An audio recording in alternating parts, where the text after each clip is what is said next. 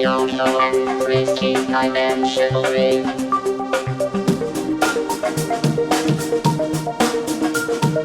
Yoko and Frisky Dimensional Ring.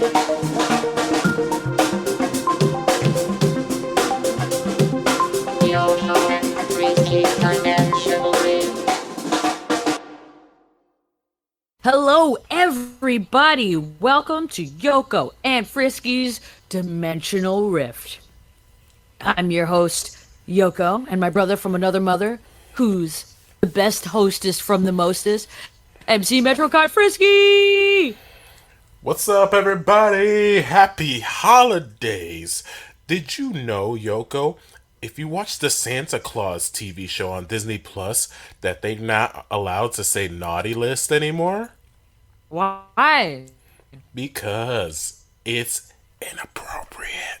So they say the misunderstood list.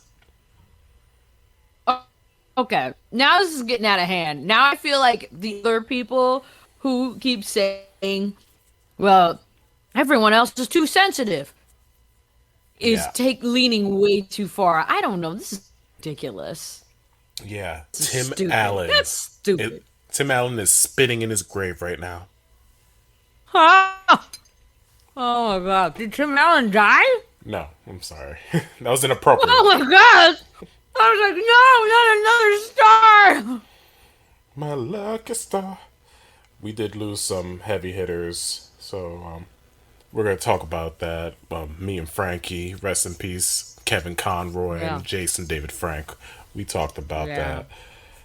But let's start this on a slightly lighter note, shall we? Yeah, absolutely. Let's start this off with a new words. A new installment of Yoko Reacts. Yeah. Hooray! I didn't react last week. I think my friends were trying to do Yoko Reacts during Thanksgiving. It was kind of funny. Without the Yoko Reacts. Alright, let's see here. The security guard is in the way. Hold on. Wait. Sign out. Alright, let's do this.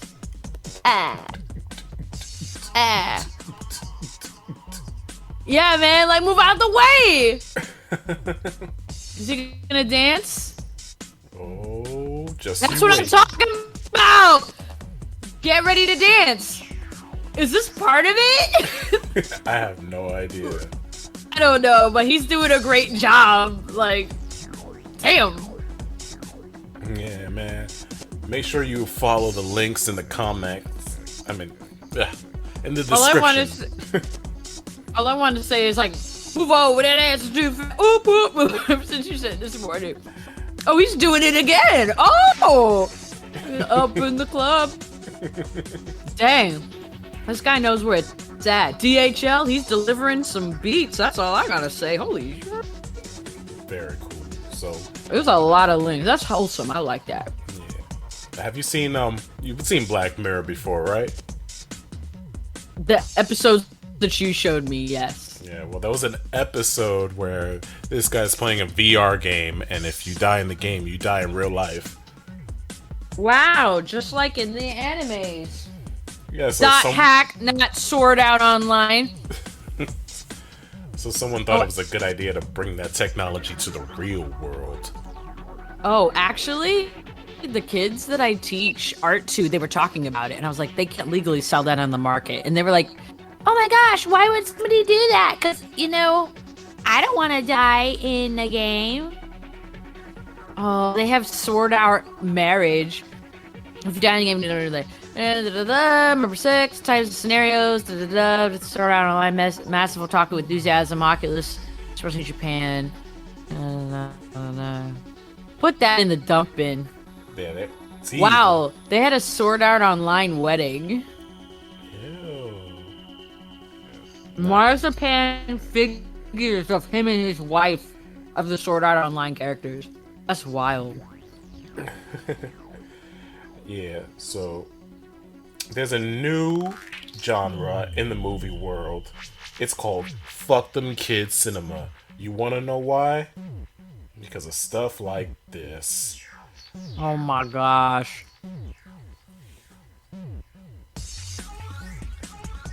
Wait, this continues from the thing that I saw before? Yeah. Dang! No! Oh my gosh, I looked at this like 6 times. It's terrible, but I'm like, why you break that child back? And he throws him out the window, and then this guy's like, oh no, I have to save my son. Nah, man, I'm gonna throw your son into a car. Bam! I died. I'm sorry, I laughed way too hard because I never want to see a child get hurt like that, but it's a stupid doll getting thrown into the thing. Yeah, it's movie magic. Be magic! They wouldn't do that in America. They would, No, we're too sensitive. Hey. We're confused. We're not just sensitive. We're confused. We don't know anything anymore. We don't know what's real. We don't know what's fake. Hey, do you remember this episode of Goosebumps? Yes, and I hated it. It was the potato with teeth. Oh, Yo, man. I would put that on my porch just to deter people. Would you rob somebody if they had a whole bunch of those in their yard? No? Fuck that. Exactly! Fuck that, no. You know your soul gonna get stole or your dick's gonna get chopped off because these rocks have teeth and you're gonna be curious to put your dick in it. And then it's gone. No, but if someone had this in their front yard, I would definitely come pet 10 out of 10. Oh, a wolf dog! Look how Sadly, cute. this wolf dog was dumped at a kill shelter after growing too big and becoming too much for his owner to handle. Thankfully, the sanctuary took him in and saved his life. He's 87% gray wolf and 3.9% Siberian husky. And I tell people all the time, I don't care what anybody says, you cannot have a wolf, a bear, or any of them animals as a house pet. Go buy a toy from Littlest Pet Shop. You don't have to feed it.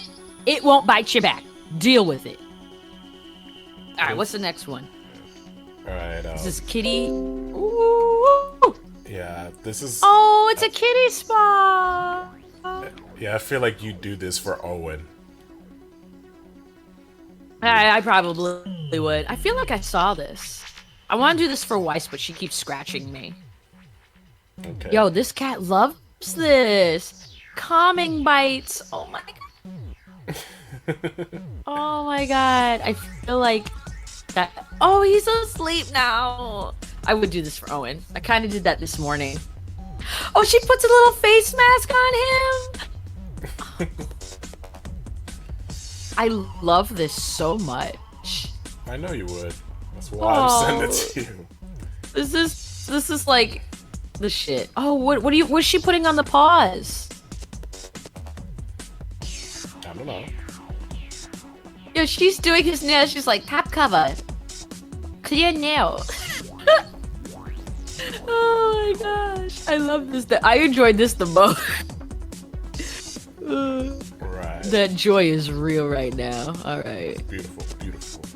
So, we might be losing Twitter soon due to a lot of crazy ass events. So I've been spending more time on Reddit, and one of my favorite subreddits is the online dating Reddits, because there's just a bunch of horror stories and really cringy profiles. It's a blast. I get so much out of it.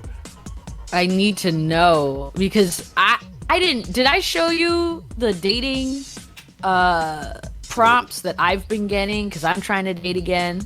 You just keep sending me stuff from the Republican dating app.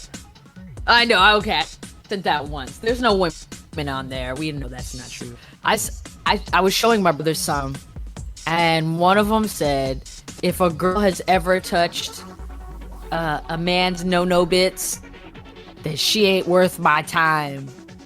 She's corrupted by the penis. And I was like, what the? Damn. What is going on? You need help. My buddy, Okay, here we go. So, My buddy is going through a divorce and just found out his wife's family is still using his Amazon video after a year of her not signing in. So he did this. Sign the papers, so-and-so. Yeah. Yo! Okay, that's pretty clever. Sign the divorce I'm not gonna lie. papers. He's trying to divorce her, but she keeps ignoring him. So that's a clever way to be like, yo, sign the papers. Or I'm gonna take away Amazon Prime. Yeah. I mean, Amazon Prime's like mid anyway. I mean, for movies, I've gotten really good deals on products. So, Okay. Speaking of, the dating, sometimes we try a little too hard to get people's attention. Like this guy right here writes a freaking essay. this happens all the time. Good evening, blank. Thank you so much for accepting my swipe. I have to be really honest with you. I'm not sure if I've seen eyes so beautiful and a smile so breathtaking on this app. This is Tinder, so I don't expect much, but I was not prepared to see anything like you. My heavens, you are cute as a button. I'm really glad you are here. Your personality shines beautifully in your profile, and you really seem like the girl next door and someone to bring home to mom. How is training going for your half marathon? How did your garden turn out this year? Water is your happy place, I see. I absolutely love water. Looking at it, being on it, listening to it. It's amazing. Anyway, starting to sound like a stalker, so I'm going to head out now. Hope your Saturday is amazing. And that's when you block. Wow. He's a steal. I'm sorry. I want to show some posts like that with with guys who've done this to me. I feel like I would be right up there. It's so bad. I mean, I get it. You want to send more than a hey, how's your day?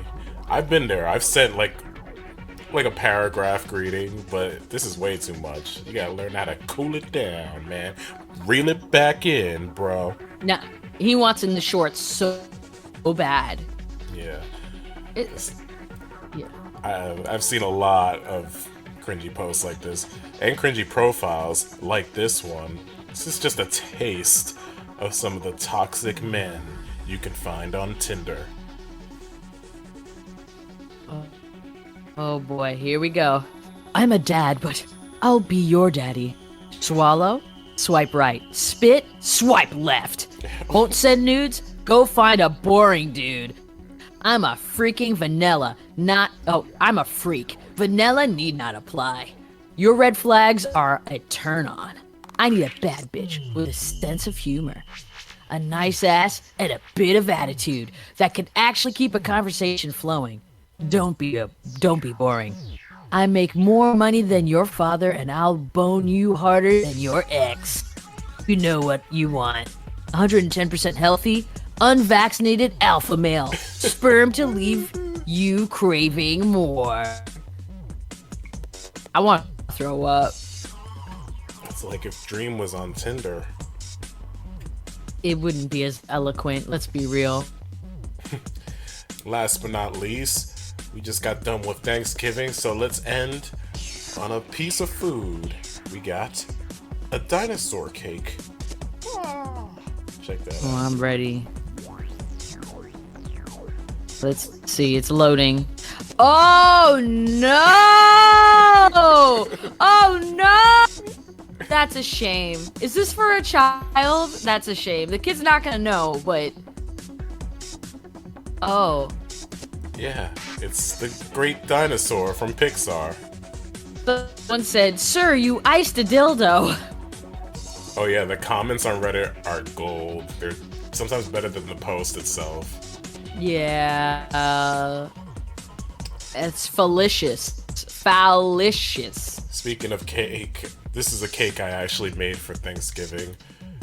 It's orange marmalade. It fell apart because I had the wrong pan. Oh no! Did you butter the pan? Yes. Okay. Well, you tried. You know. It looks like I fucked it. I'd eat it. It just looked like you dropped it. You should make that the thumbnail for this video. Just be like, "Happy Thanksgiving." Maybe. And that was Yoko Reacts. This episode is brought to you by the Dark Universe. Starting with Tom Cruise's The Mummy, you're gonna get a universe of universal monsters. You're gonna get Johnny Depp as the Invisible Man, even though he should be the incarcerated man. Oh my gosh. And I think Russell Crowe was a part of it. Selma Hayek. Who knows? The Dark Universe. A universe that never took off. Isn't there a song called Johnny Depp? Johnny Depp. I don't know. Yeah. Now we need to talk about something different. The elephant in the room. Oh? What's that? Pokemon Sapphire, no, Violet and Scarlet. Ooh. You want to talk about that? You want to give us a little review action? All right. Here's the review, folks. This game is unfinished, properly glitchy, with a lot of comedic timing involved with every step. The world feels empty, yet there are millions of tiny baby Pokemon running around, biting your ankles, and it is very, very hard to maneuver unless you have the special abilities that your motorcycle will obtain. Now, will I say buy this game? I want to tell you, you need to wait. You need to wait till there's a patch, okay? Is this game not fun? Actually, it is a lot of fun. The 4-player playability is actually pretty good. You guys can do quests together, battle together. I'm having an enjoyable time. I'm spending more time catching Pokemon than I am in the story, because the story is rather droll, dry, and mediocre. Because you got 4 plots. Plot 1, defeat this game's Team Rocket, which is Team Star. Boring. 2, get a gym badge. Traditional. 3, catch all the Pokemon. And 4, help this guy get herbs for his dog who's dying and find a cure. Those are the plots. There's a lot of plots in this. It didn't have to be that big. So, you know. I literally talked to someone last night who was like, yeah, I was like collecting Pokemon on this hill, and then there was another hill across from me with like higher level Pokemon, and then she got into a fight and she died, and the game teleported her to the hill with the higher level Pokemon. So she was severely outmatched and she got herself pretty screwed. Yeah, sounds right. Sounds about right.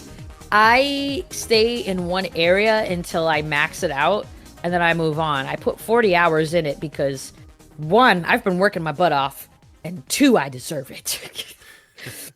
Yeah, you know why? Guess who just put out a coloring book out on Amazon? Come on, you gotta promote it. Promote it. Yes, everybody, I published the very first thing I've ever published, which is a coloring book called Pets on the Beach. And it features cats and dogs and bunny rabbits all having fun on the beach, eating, sitting in the sun, flying kites, building sandcastles for your Christmas pleasure. If you're too cold, get in the heat with Pets on the Beach. That's what I say. And it's only $5.99. It's got a lot of illustrations, and it's made a lot of people happy. I know. I just got my copy in the mail yesterday, and I got it for the plot. I got it for the plot. Yeah, the story goes. Next one, I am gonna make it like a story, but nobody's gonna like with no words, because the next coloring book is gonna be video game pets. Da-da-da. Yes, speaking of video games, I played the Turtles game with my uncle last night, and he loved it. Yo, isn't it great? Yeah, he was like, wow, man, this brings me back to the 80s when I was sniffing cocaine and putting in quarters in the arcade. I'm like, okay, good for you. I love that. Yoko will return towards the end of this episode with her thoughts on Wakanda Forever. But for now, let me introduce the winner of Marvel movie trivia, Frankie Blaze. Before we, get into the main subject at hand, last week we lost Kevin Conroy. Rest in peace. Rest in power. Rest in power. And then, as of this recording, we're still not 100% sure, but we may have lost Jason David Frank as well. So, if that's true, man, rest Also, in peace. rest in power. Yeah, may the power protect you. That's right. Let me ask you this, like before you get too a little far ahead. Since the passing of Kevin Conroy, and we've all known him, like for your listeners, depending on like when they were born, many of us were, there watching Batman the animated series, like back on Fox Kids when it first aired before it went to WB and then went to Cartoon Network. But I still remember like watching that show as a kid and loving the performance that Kevin Conroy would cement as Bruce, not only Batman but Bruce Wayne. His the way he did his voice was always so good that he would change the tone and the dialect and the inflections, and he would be a different person when he was Bruce Wayne into Batman. So I wanted to ask you, what was one of your favorite moments of the Batman animated series, or something that Kevin Conroy may have done, or affected you in some way? 100% the Arkham games, for Okay. sure. That's my favorite Batman besides Lego Batman. But Kevin Conroy, when he showed up in those Arkham games, he came to work. Like, damn. Like, all of his performances were just perfect, man. That was Batman, for sure. Yeah, I agree. Like the Arkham series of games, Kevin Conroy, he could have not done it, but he did. He won. He 100% won three games and cemented himself into another generation of people. View on who Batman is. Except for the Batman Origin game, because that was Troy Baker. And no, wait, Yeah. Troy Baker was Joker. Who the hell played Batman? I forgot the guy who played Batman in the Arkham Origins. I gotta look that up. No disrespect to that guy. He did a fantastic job for that game. But for me, it still would be the Batman anime series, Justice League Unlimited. Like that body of work that Kevin Conroy put out there was the thing that made me believe him to be my Batman. Even though I grew up watching the Michael Keaton movies, the Val Kilmer, the George Clooney's, Christian Bale's, all that stuff. Kevin Conroy was head and shoulders above anyone who portrayed him live action. And one of my favorite, like, if I had to distill like a moment of Batman media, I would probably say the episode "I'm the Knight" for Batman, when he's like confronting the death of his parents, and then he's like yelling to the fucking skies, like that he is vengeance, he is night. Or what, even bring that up, like freaking Mask of the Phantasm movie, an underrated movie. If you have not seen the Mask of the Phantasm movie that was actually released theatrically and didn't do well, it actually bombed coming out, and you will question yourself, going like, really, that this thing came out and it wasn't received well. Like, yeah, it was a box office bomb, but my God, it's one of the best fucking things. It's just a recreation of Batman Year One, but just the animated series in such a fantastic way. You get to see that great mourning period of when Bruce falls in love, goes to his parents' grave, and is like begging them to like let him go from the vow that he made as a boy to fight crime forever, because he didn't think he'll be happy. It's like such a good moment, such a good fucking movie. If you've never seen it, I highly recommend watching. If you see nothing of the Batman anime series, show, Justice League cartoon, freaking Batman Beyond, I would 100% say watch at least that animated movie. The rest of them are whatever. Sub-Zero, Mystery of the Batwoman, whatever. But Mask of the Phantasm, my God, that movie fucking is so good. Music's fucking phenomenal. So yeah, that's what I wanted to say for for the passing of Kevin Conroy. I really want to honor his memory. Of course, Um, I agree. same with Jason David Frank. Even though again, as of the recording of this podcast, I have no clue if he's actually dead. I mean, there's speculation. I have no idea if he is. I'm very sad that he passed away, and he would always be remembered as many people's hero, as the Green Ranger, the Red Ranger, the Black Ranger, the freaking Dr. Tommy Oliver from freaking Dino Thunder. Like, he grew up from a teenage martial artist to bone scientist or something. I would always respect the hustle that dude did, because he went from kid who at a whim tried out for like a Power Ranger show, got the part, and became synonymous with the series for like a decade, and then went to the ring and fought actual people in the freaking in MMA for a while. Like, he put the hustle in. He was a hard worker. He was a great guy. He loved his fans. I met him. I was fortunate enough to meet him twice at Comic-Con. I linked a YouTube video to my Twitter where I got to speak with him, and then I posted a picture of us posing.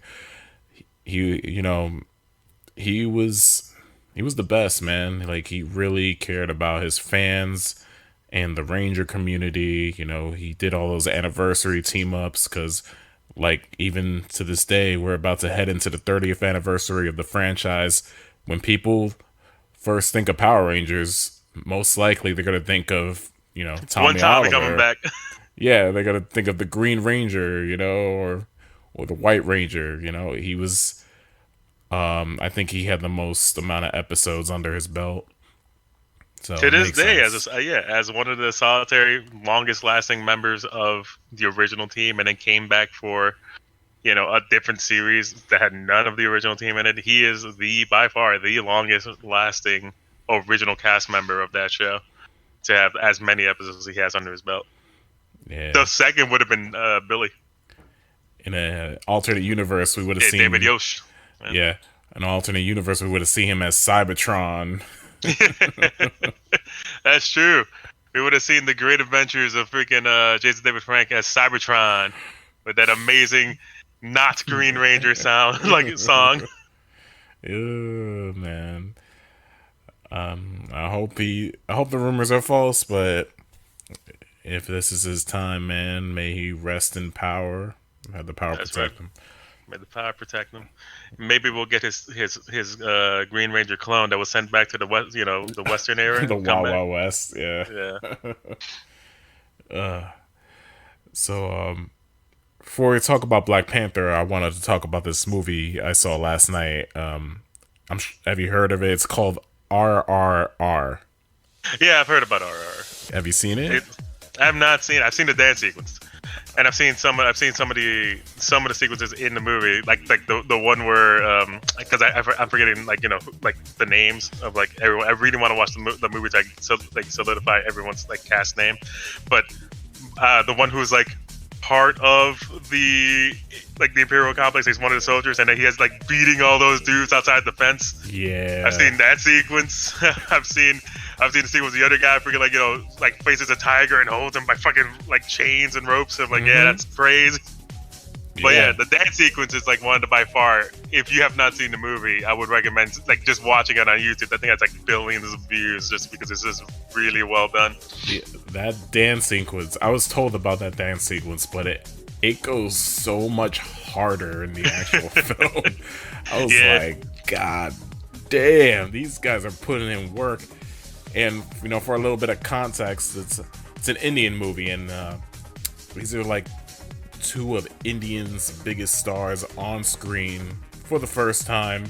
It's like if you take, and they're also supposed to be like representing, both main characters are also supposed to be representing like Indian gods. Like it's a pure Indian film. Oh yeah, like it's it's built on mythology and built on it's sensationalism and like amazing fucking stunt work and effects, and just bonkers to the wall.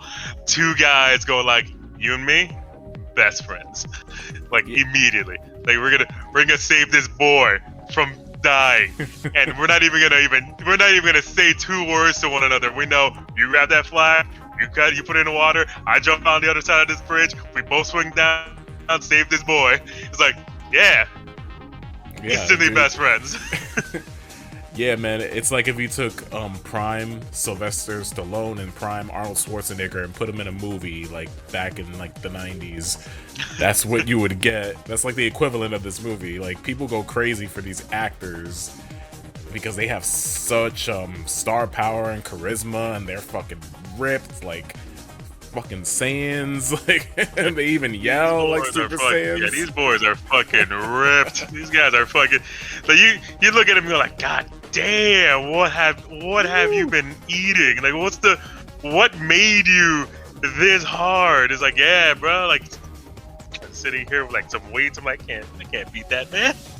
No, this movie, like, I don't want to give too much away. It's just a giant spectacle. Like, for every shot is just gorgeous. They look like paintings and murals, and just single shots of the movie just shit on a lot of movies that came out in America this year. They put so much time and effort I dare to into see this. one American film where a dude throws a fucking tiger at another dude and be like, okay. Or he's another dude that just swings a fucking motorcycle. Yeah, just a dude breaks through a fucking through a gate with an army of fucking animals on fire. God, yeah. Like you see, like, you haven't seen it, but you like know about all the best parts. I know so much about this movie, but I do want to see like the entirety of it. Like, man, it's so bonkers just to know just snippets of this movie. Yeah. Do yourself a favor, watch it with your roomies, man. They'll get a kick out of it. The music is great too.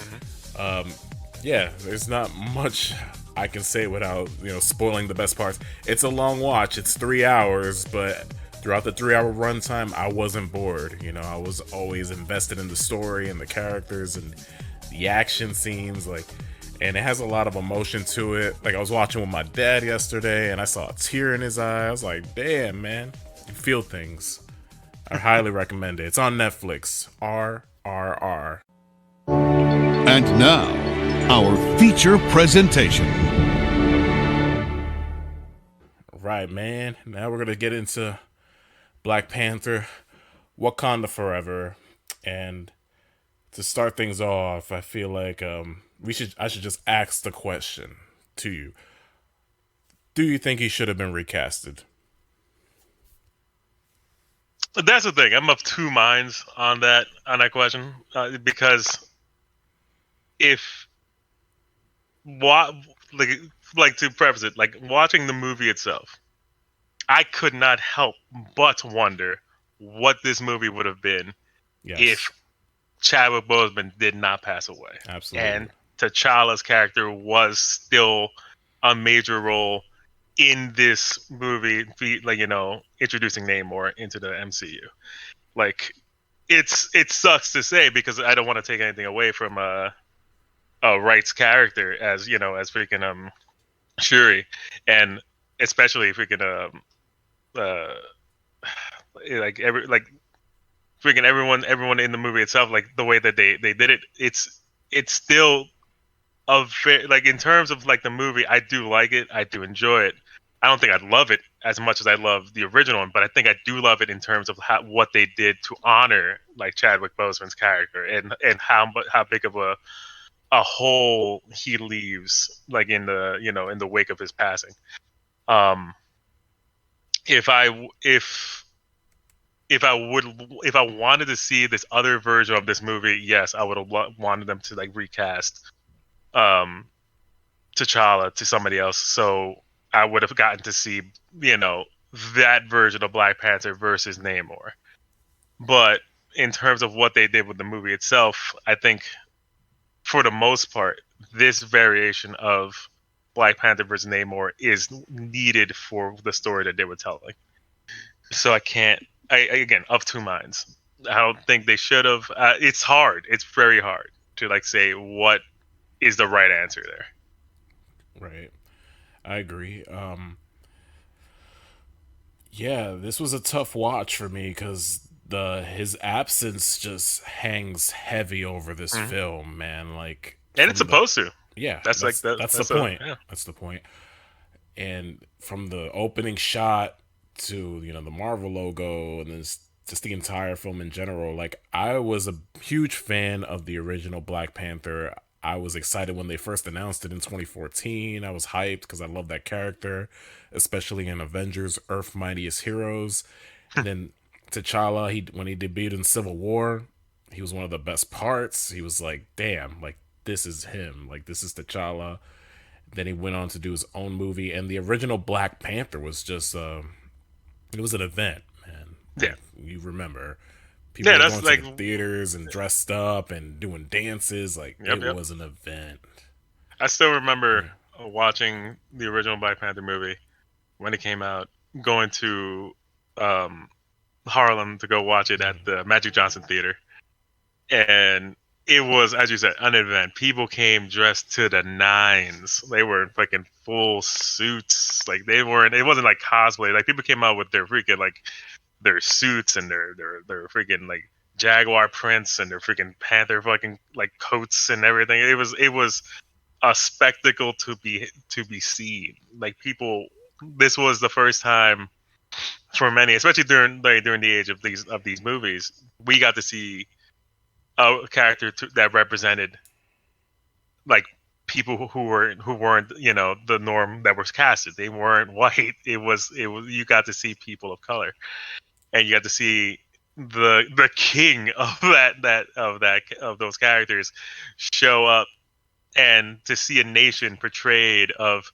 people of color that wasn't disrespectful, but that was shown to be uplifting and shown to be, this is where this is the future that we envision for ourselves. This is something that we see ourselves passing down to our children, a world that was full of hope and full of creativity and science. And this is, if you are not held back by your by everything else, but by our there to flourish. This movie showcased so much of that to many people, young and old.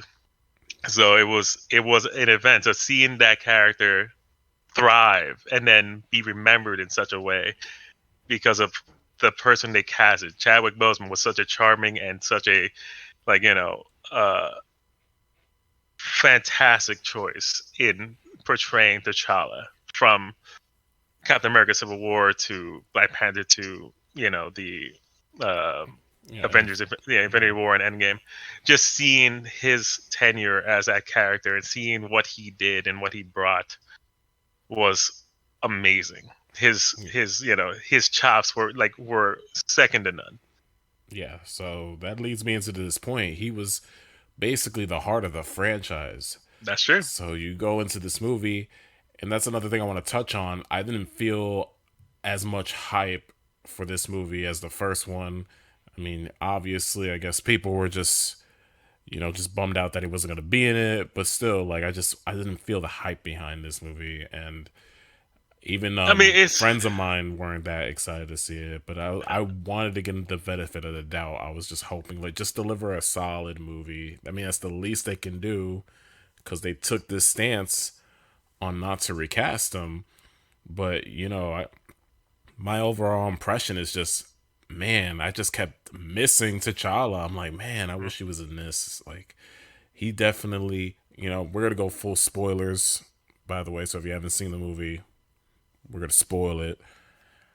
I'm just dying to know what the original script looked like. I want to read that original script, because throughout the movie I'm just thinking, oh wow, like, I bet T'Challa would have been the one to go to Talokan. Like, I felt like that was his scene. Or they kill off Ramonda in this movie, and when they did that, I felt even more bummed out. I'm like, damn, they killed off another character. Like, that's harsh, man. Like, this is a very somber film.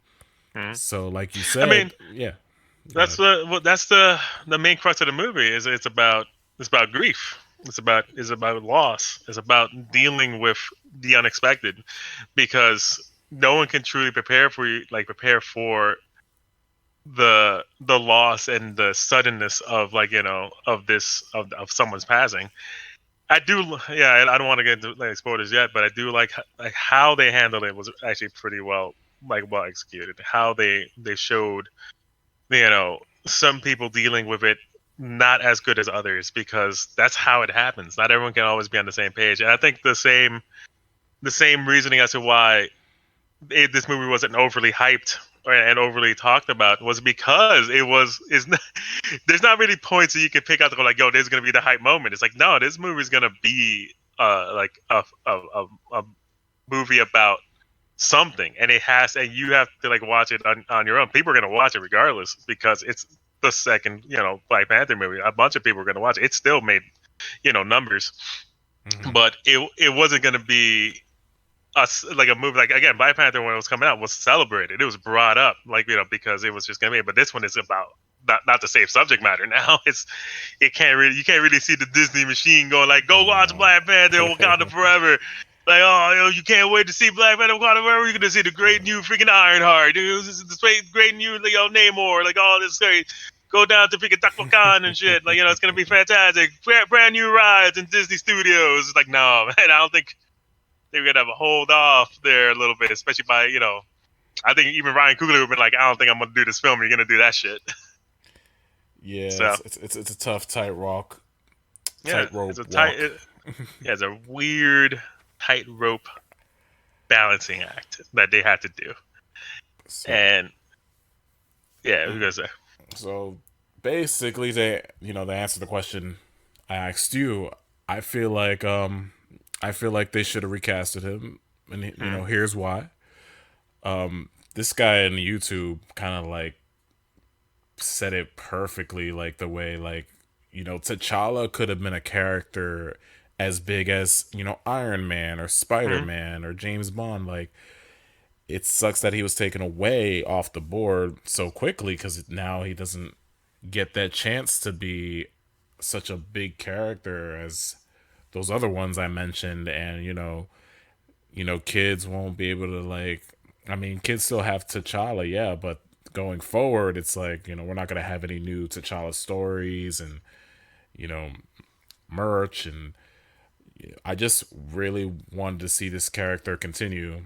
And I'll link you the video that I saw. This guy like put it perfectly into words, like what I was feeling the whole time watching the film. I was just like, man, like this huge part is missing, and I just couldn't get over it.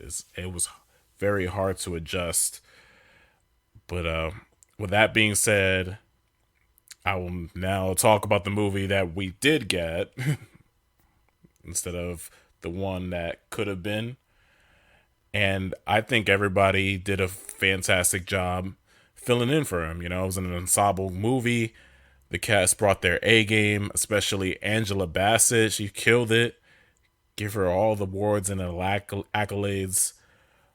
Letitia 100%. Wright. Yeah. 100%. Freaking Angela Bassett was freaking fantastic as the as Queen Ramonda, and her character. It's one of the sequence that she does later in the movie is freaking fantastic. But yeah, kids, I'm sorry, continue with Yeah, everybody steps their game up. Letitia Wright, especially because she slides into that main character role, by default. Like, she had the franchise right now is like on her shoulders. Like, I would not want to be here right now because it's a lot of pressure.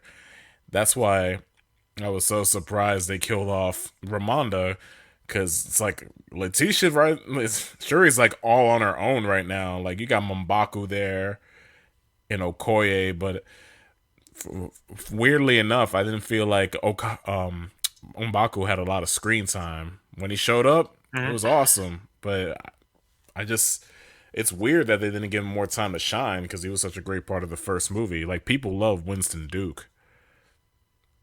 But Denai Guerrera, she did fantastic as well. And Namor, forgive me, I don't know the actor's name, but He did a great Like- job, and Like Denok. Like I forgot. I don't know how to pronounce his real name, but it's like Denok. Some. and yeah, that brings me to what to me was the best part of the movie. Like, I love Namor's character. I wanted to see more of him. I wanted to learn more about Talokan and the people. Like that whole sequence when Shuri's going underwater and seeing the kingdom for the first time. I thought that was one of the best parts of the movie. I was like, wow, like look at this scale, and I was just very interested to know more about that. And hopefully we'll get more in the future. But I thought he did a great job, as the villain. Even though he's like, oh, all the land people suck. We gotta take them all out. Like, it's a little cartoonish. I mean, that's Namor's whole thing. Yeah, it's hasn't changed for 70 years. Yeah, it's silly, but you have to have a reason. You have to have a conflict and stuff. So I understand. I don't disagree with his conflict, to be completely honest. I mean, I'll get to him when I start talking about it. But isn't it like the same motivation that Ocean Master had in Aquaman? I mean, Ocean Master's whole thing was like, yo, they're polluting the oceans, and I just really want to take out the fucking the land people because they're fucking everything up. Namor's whole thing is a little bit more like, they're gonna find us, and when they come for us, they're gonna enslave us. Fuck that. And I was like, yeah, that makes sense. Yeah, but he's good, man. Like, he shows up to where Romana and Shuri are, having a little bonfire. But the first time, yeah, I would say, like, you want to get into spoilers, because I will go, like, I will get into, like, I already said spoilers. So, go ahead. Oh, okay, sorry, but I do, going past, like, the sequence, the beginning sequence, which everyone, like, it's a very somber note because we get to see what happens with Shuri and trying to save her brother, and we learned that. I like the way that they handle how T'Challa is dying from an unspecified disease. That he's dying from something that he kept to himself, and that's very much what happened to Chadwick Boseman. He did not, put it out there that he had cancer. So I do like how this movie deals with the same real world ramifications of, this is what this man did, and right or wrong, it was his choice to do whatever he did, and her trying to figure out a way to save him through science rather than to having faith. I love that she goes like, Bass, if you if you save my brother, I'll start believing you. I was like, that's a very good mindset to figure out where Shuri's at. She was always a person of sound science. The religious aspect of her people wasn't something that she was fully able to grasp, and I like that. I like that she's trying to figure out a way to save her brother because the heart-shaped herb is gone. Like, it's gone because Killmonger burned it all, and I was like, that's actually pretty well executed, pretty well tied into what's going on to this movie, because heart-shaped herb ties into more stuff later on. That's but clever. I do like that. I do like the beginning part of her. Denying that she can't save him. Like, she wants to be able to save him. She's trying to save him, and when time has passed, she wasn't there at his side when he passed. And I'm like, and that hits me because as someone who was lost a parent, lost my father, I wasn't there to be by his side when he passed. It hit me very hard. It was something that I fully I grasped and accepted. I was like, this hits hitting. This is giving me the like those feels. And I do like the big grandiose celebration that the people of Wakanda have for the life of T'Challa. They celebrate his life rather than just mourn him. They celebrate the king that he was. I like all that stuff. It was very well moving and very good. But the sequence right after that is the first time we're introduced to more. That's on the vessels, the ship, because it's a little bit right after Romana goes to the UN and or the United Nations, and I forget where, but and all those the French are trying to take the vibrator from one of the outposts, and they beat the crap out of him, and they just bring him back, and I'm like, that's pretty funny. But immediately after that, we get to see freaking what's her name, something Bell, Lake Bell. She Lake Bell. Lake Bell's in this movie. And you think it would be for something a little bit more than just this one sequence. I believe she's coming back. I think she's not that character that she was made into for the movie. I don't think she's done. So I think Lake Bell's coming back to another MCU property. I don't know what yet, but I feel like she's coming back. She might be in the Thunderbolts for all I know. That'd be interesting. Well, she voiced Black Widow in the What If series.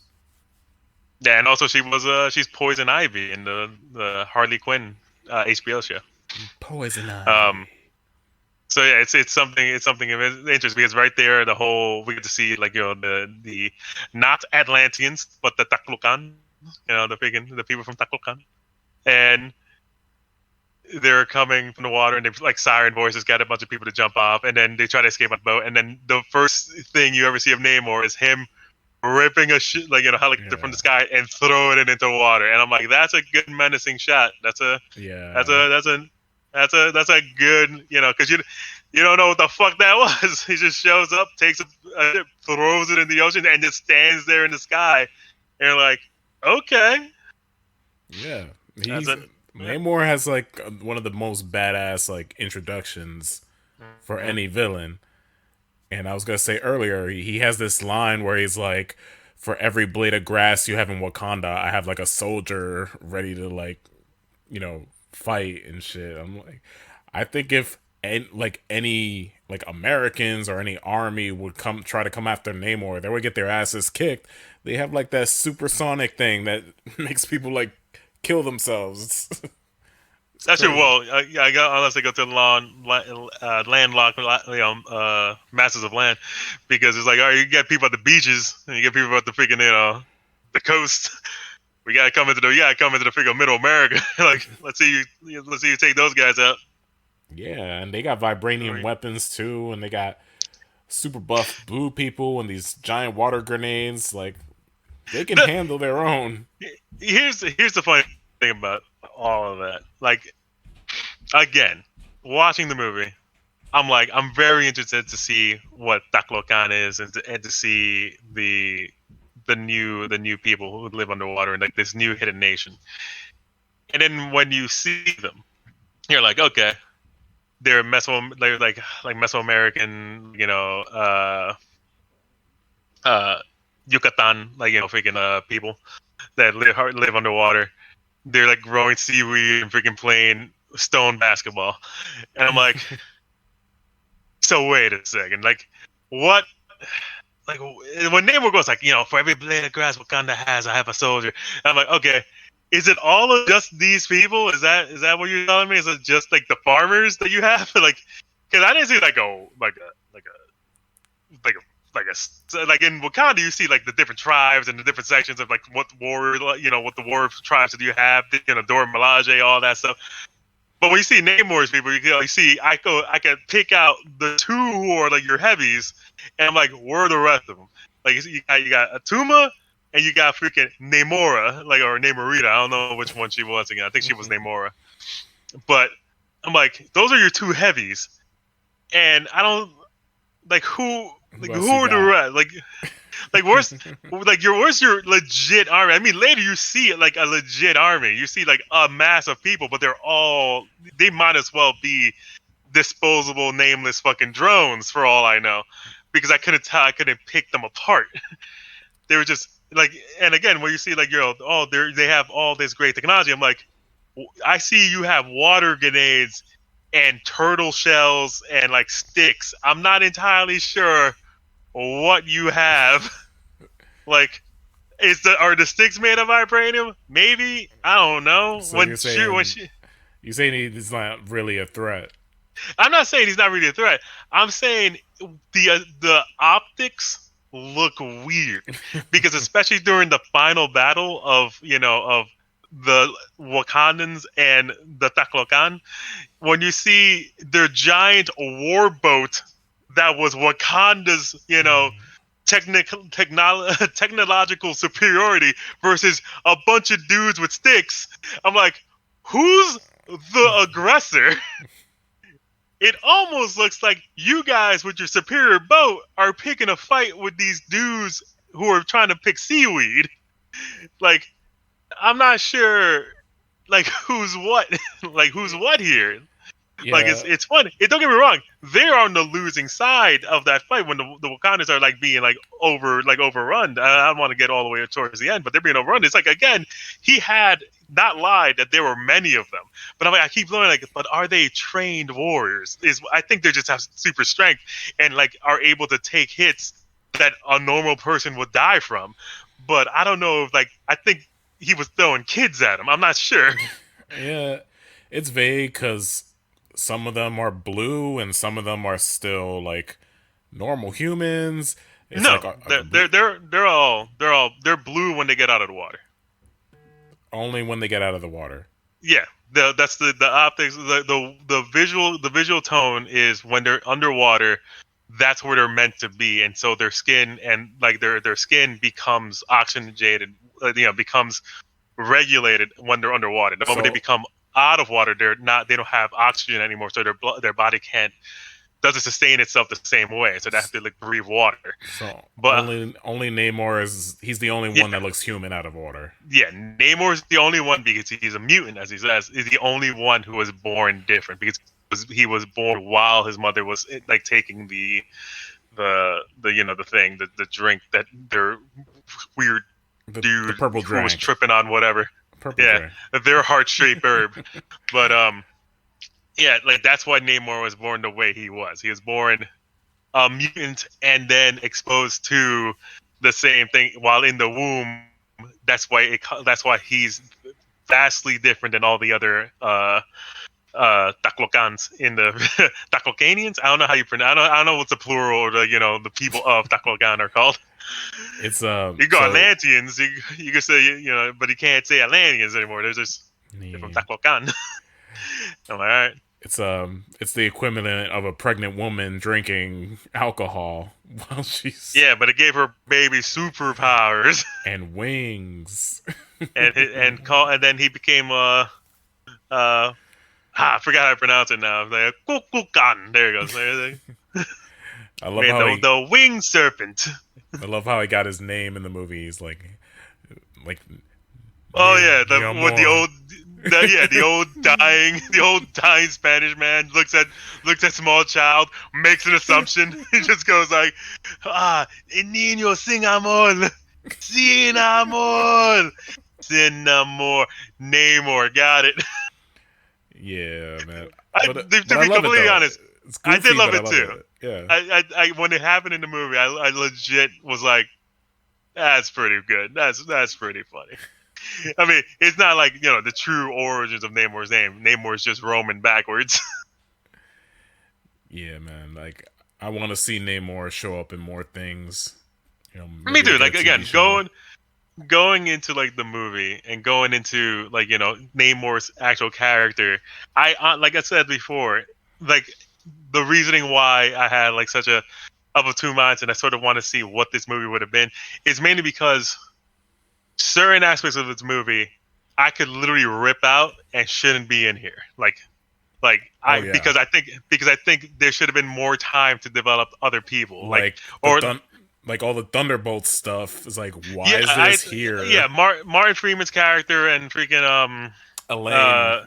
Elaine, but yeah, freaking Julia Louis-Dreyfus. Should not and be also, here. I think they shouldn't be here. I think that stuff should be ripped out of the movie, Mhm. and I also think Riri Williams should also be ripped out of the movie. Oh, okay. Because Go ahead. again, sure, her character is fine, but I don't think you could have done anything. You could have literally done. Someone created a freaking vibranium detector. It could have been anybody, and we don't need to see them at all. They just don't need to be here. Of course. I think that character itself should it's it's in there because you're developing an Ironheart show and you want to put her in something prior to to the series like kicks off, and you want more optics on the character because again her counterpart isn't as popular as people want her to be, and so they wanted to sort of like jumpstart her her ascension in the MCU by doing these things, by making her like readily available to a new audience. And I'm like, I see what you're doing, but I don't think it sort of bogs the movie feel down. organic. Yeah, it sort of like bogs the movie down. I don't think she needs to be here. Like it's just because that time could have been spent more on developing Namor, and I honestly do believe Namor's character needed more development. Like I think like Namor Taklukan, I think that needed to be cooked more, and I think that needed to be a little bit more like much like people already like putting up, oh, who's the better villain, um, Killmonger or Namor, and I'm like, that's an unfair assessment because you get to feel more from Killmonger than you do for Namor. Yeah. Like that's like the problem. I think Namor's character should have been more Fleshed like out. fleshed out more. He should have been out there more. He should have had more time to charm the audience like Michael B. Jordan did. Like I think Namor's character would have succeeded to one, get more people on his side, much like Killmonger did for people. Like you understand he's a bad guy, but you get the reasoning for why he's doing it. He's just going about it the wrong way. Namor's the same way. You get the reasoning, but you don't get so many people, as I was looking online and seeing other people discuss the movie, always have this weird, I don't get Namor's plan. Fully understand what he's trying to do. Like first he wants to kill the scientists, then he wants to attack the surface world. Like then he wants but then he doesn't give a shit about the scientists. I'm like, yes, he never gave a shit about the scientists. That was always the part of Namor. Namor used Riri, Ironheart's character. I can't keep saying Riri. I always dislike that her name is that. But they always took Ironheart's character as just the scapegoat he needed to pursue the war he wanted. Like Namor always knew a war, or always believed a war with the surface world was coming. And once vibranium had been now readily exposed to the world and the world was looking for it, he knew that they would eventually start coming to his doorstep by digging the oceans for it. So he saw that as an opportunity to be like, they were always going to come for us eventually. I couldn't keep them hidden for as long as I can because the world is still developing, and they were going to come for his doorstep eventually. So he wanted to strike first, and he wanted to position Wakanda in a way so that they would have to fall back on him and form an alliance. Like he's again, much like everyone else, he's a king. He sees the board. He knows what moves he has to make to get there. But many people found that, a little bit too confusing to follow. And I'm like, I get it. I understand what he's trying to do. It's just, I think for people to get it more, think you should have had a better sequence of him laying out his plan, or seeing people or something being subjugated that he knew he had to stop or prevent or stuff like that. If you saw Namor free Taklokans that were being persecuted by certain people, and then he his technology being taken from Taklokan, like how Claw did for Wakanda or something something if you saw that there was something that he was putting a stop to, and he knew he had to go into a more of an aggressive pattern to do so, I think more people would have been on his side. But when you see Taklokan and you see Namor, nothing has happened to them yet. You only see that they once may have found that vibranium underwater, and he immediately jumps on them. So no one knows it's them. They think it's the Wakandans. Throughout the movie, no one knows Taklokan exists except for the Wakandans. Yeah, and Taklokan is so deep underwater that you got to take this weird slipstream, water, slipstream. They probably wouldn't have been able to find it for years and years, but they probably would have found it sooner than later, especially now. Especially the fact that again they have a they have a vibranium detector that they can use to locate. The suits that Shuri wears to go onto their underwater area is a suit that they stole from freaking the surface world. So they have the ability to get down there and to be able to survive down there. So it's coming. It's something that it's there, but they're not even on the radar. Again, Namor is forcing Wakanda's hand and then making them become more of a target to the Western world. And that's his plan. He wants them to eventually force a conflict between the rest of the world and Wakanda. So when Wakanda has no one else, they'll turn to Namor. Yes. That's his plan. Exactly. But like you said, it should have been fleshed out more.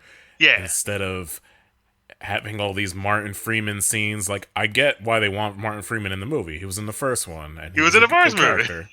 But like, they do nothing interesting with Julia Louis-Dreyfus. Like, she's just there to be like, hey, I'm still around.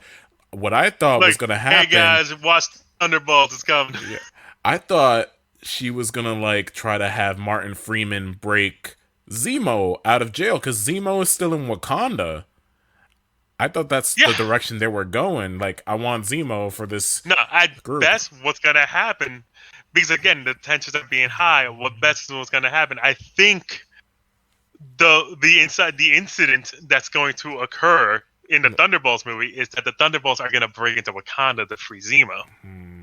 Maybe. So, and that's gonna be that's gonna be a United Nations force or an American force invading Wakanda for the first time because Wakanda's already in dire straits. They've already attacked by Namor. Most of the defenses are down. Yeah, well, I hope you're right, because if you're not right, then all this setup was for nothing, and it wasted a lot of time, because this movie is really long. It's 2 hours and 40 minutes. Yeah, I know. You feel it at a moment. You feel that it's pretty long, and there's sequences. Again, after getting the important stuff. That's another thing. I feel like the movie about grief it's there. Like, that movie, I think it's a movie they should have just kept going on. I think everything else is the stuff that's sort of is in the way. Like the stuff that's going on with Martin Freeman, the good stuff with Ironheart, the stuff that Namor setting up his plot twist. But all this stuff is it's a jumble mass of stuff we need to two halves of a movie.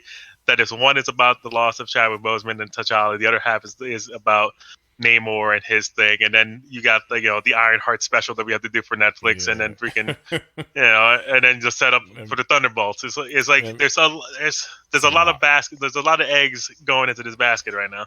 Yeah, I want to talk about Riri for a second. I thought she was okay. Like you said, you could take her out of the movie; it wouldn't change much. My thing is, they never explain why she just has an Iron Man suit just chilling in her garage. What did they say?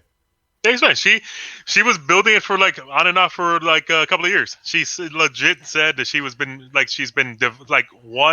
smart, Cable. She has the plans for most of this stuff is online. She was just trying to figure out if she can make one. Just for shits and giggles?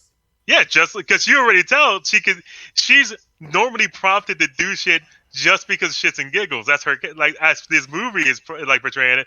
She does the person that one of her professors said, you can make a vibranium detector. And she went bet you I can. And then she did. That's it. She has an unfinished Mark 1 Iron Man suit in her garage because she was slowly developing it on and off for a year. She kept saying she was she didn't just make it out of nowhere. She was just trying to figure out how to make it correctly. Right. I don't know. And it's also just anyone who's it's just anyone who has a motorcycle. It's I want to build a motorcycle. All right, cool. You know how to make one? Yeah, not really, but I could try. So they'll just, if they got a garage and the know-how, you can't be how does he have a motorcycle out of nowhere? It's no, she just wanted to make one. It has a garage and the ability to. I mean, I don't know her origin story from the comics. I'm just it has nothing to do with the comics. That's what I'm saying. It has nothing to do with the comics. I'm only basing it on what's happening in this movie. Yeah, that's what I was saying. I guess now that you just say, hey, oh, she just did it for fun.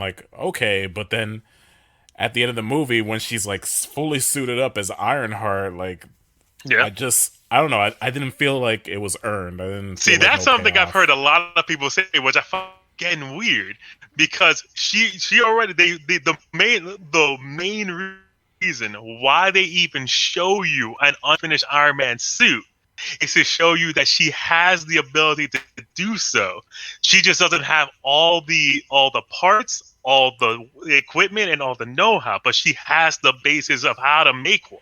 No, So when she's in Wakanda with all the technology under the fucking sun, she has more technology, more more ability to be able to work with better materials, better systems. She's able to make a Mark II, which I didn't like because it just doesn't look good in my opinion. But the moment she did it, I'm like, yes, of course you can make one. You had the basis of how to make one already. No, I'm not saying she couldn't have. Like, I wasn't doubting her. Like, I understand she could. But that's what I'm saying. It's just the term that you use. She didn't earn it, and I'm like, I don't understand what that means because earn is something. Again, it showed you that she's able to make one. So in the she didn't earn the second one. It's like, yeah, but she already knew how to make the first one. What is the second one unearned about? No, I just feel like it wasn't build up. Like, I just didn't feel like, oh, like now she. I don't disagree. That's another. Yeah, that's what I'm going disagree. off about. Yeah, but I don't. It's just that's why I say, like, she could be taken out of the movie and like not put there, and I wouldn't bat an eye. But by the basis of what this movie's showing me, her making that second suit completely justified, in my opinion. She's able to create one. She knows. She just now has the better parts to do so. I guess what I'm trying to say is it was just very unceremonious. Like, I feel mean, like Marvel wanted like this big, like, oh shit. Iron Heart. It's the same way in many ways, it's the same way as Iron Man 1. She's almost following the same path. Like, she built an Iron Man suit in a fucking garage in the middle of, I forget that she was still in Chicago. She was in MIT.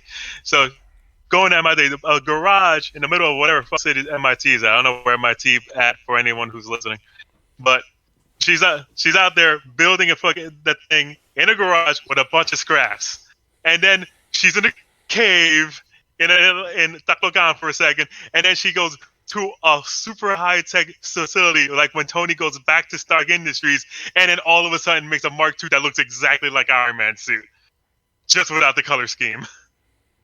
No, like, I get it's that almost beat for beat the same. Yeah, well, I guess what I'm saying is I wanted, like, just a more fleshed out arc for her. If you're gonna put Riri Williams in a movie, that's what I agree on.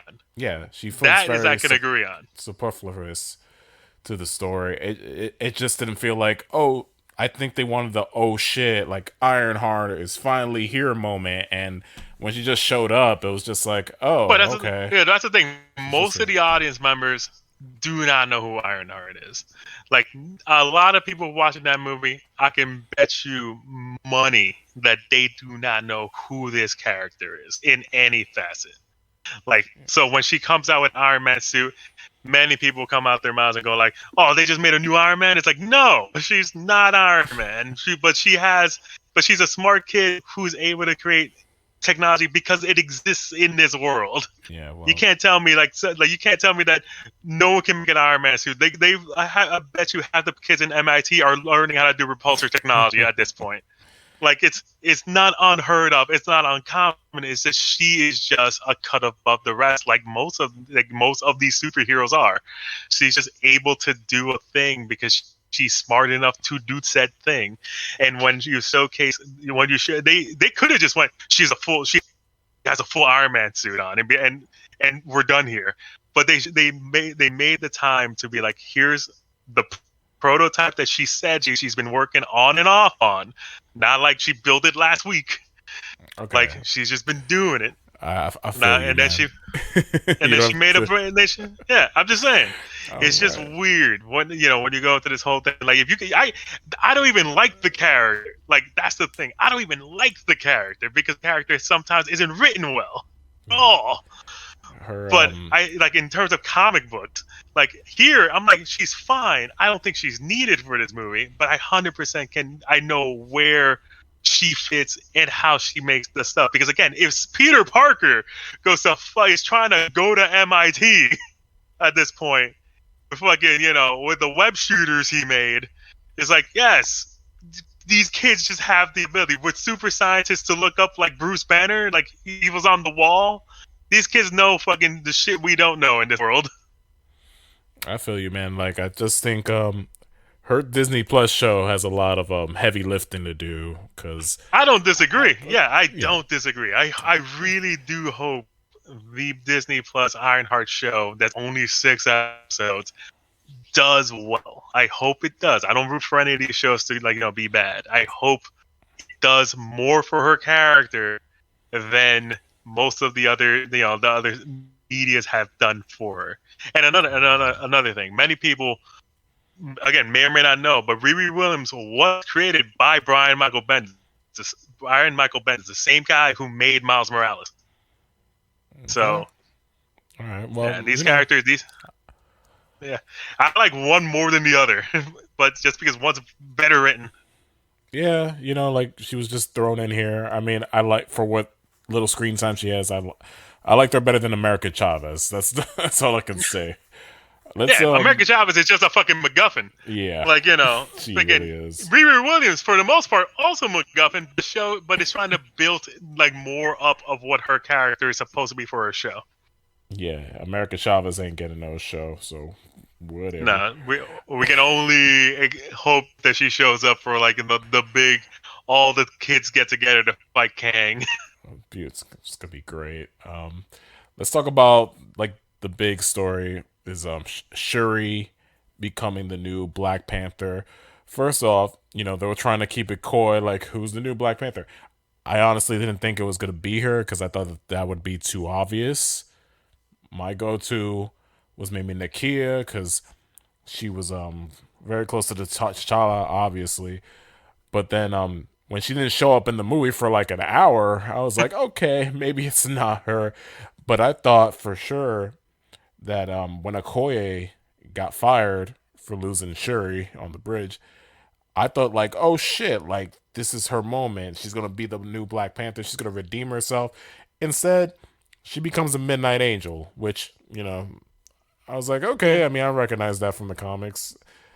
The suit looks kind of ugly. Not a fan of the suit. Yeah. Not a fan of the suit during the comics, not a fan of the suit in the movie. So I feel and I saw an action figure with the Black Panther with the spear. So I thought for sure Okoye is going to take up the mantle. It makes so much sense. She was in charge of the Dora Milaje. She was very close to the T'Challa. I feel like T'Challa would endorse that move, but it ended up being Shuri.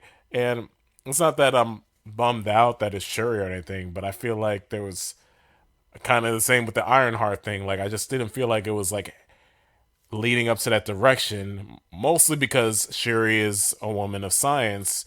She does everything with technology and stuff. And then as soon as she becomes the Black Panther, all of a sudden she knows how to fight and do all this other shit. I'm like, what the fuck? What are you talking about? She always knew how to fight. Hand-to-hand combat? Yeah. Show me proof. Never seen her use hand-to-hand combat.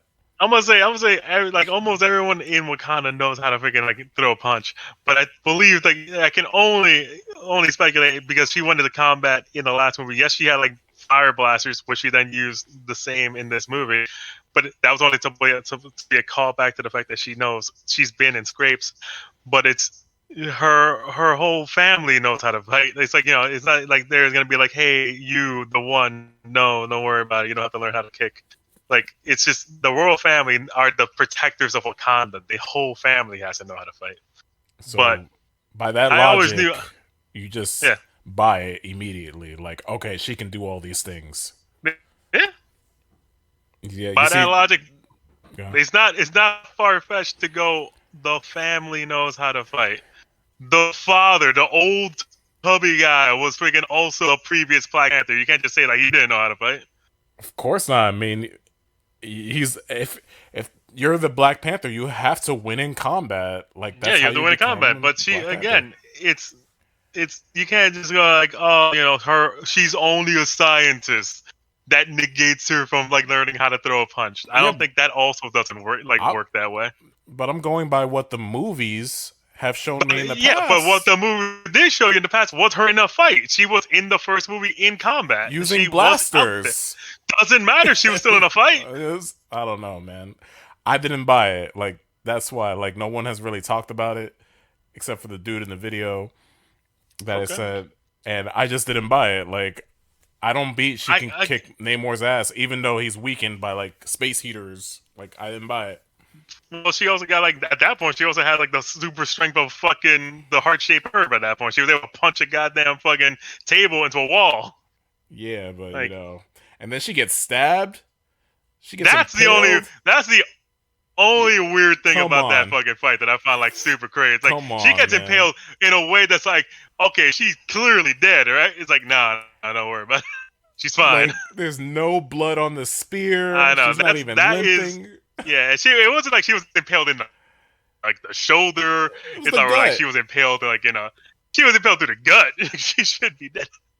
That I agree with. That's a weird sequence of events. Yeah, but, man. But going back to like the whole Shuri becoming Black Panther thing, yeah, I saw that coming a mile away. Like not by the logic of the movie. I mean, I guess I'm privy to knowing what the hell happened in the comics, so I knew she becomes the next Black Panther. But in the movie, they set up the whole thing of, okay, the heart-shaped bird has to be recreated. Shuri has to come to terms with her, like, her non-believing of faith, and like what she got to do for, like, overcoming that she has so many things stacked against her for, like, of her having to overcome to become the main lead, basically.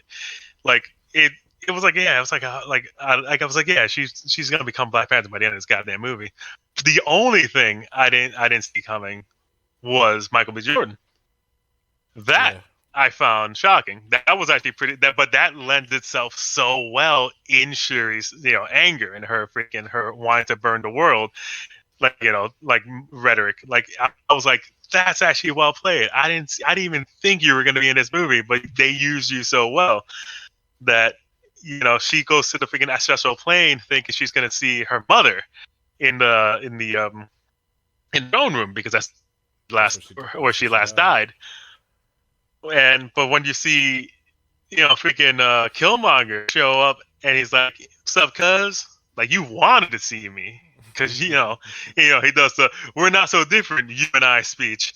But actually, it was really, I was like, that's actually pretty good. And I like that she denies it the entire time. Like, when Nikita goes like, "Who did you see?" And she's like, "It doesn't matter, I saw no one." And then even later on, after she gets the Black Panther suit, comes up and like ready for war, she's like, "Who did you see?" And she would not admit that she saw freaking Killmonger. I'm like, that's actually pretty good, because again, she's still holding on to that rage, holding on to that anger, but she didn't see her brother, she didn't see her mother, she didn't see her father, she didn't see her family. She saw freaking Killmonger. And I'm like, that's actually really well executed, really well done, to because it's also, again, she's also going through this same arc that T'Challa went through, like during Civil War. Yeah, she's going through the same thing. His father died. He sought vengeance. He sought, and then when, he finally meets fucking, what's his name? Zemo?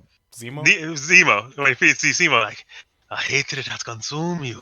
I was like, yeah, this is a good bit. The only bit that I do find super hilarious, like during that big final confrontation where after, Shuri gets everyone on, like, we're gonna go fucking fight the Taklokan and everybody, and Winston Duke trying to be, the voice of reason, and go like, he's trying to, you're gonna set a war, an endless war, and all that stuff. And she's like, "I will see him dead," and all that stuff.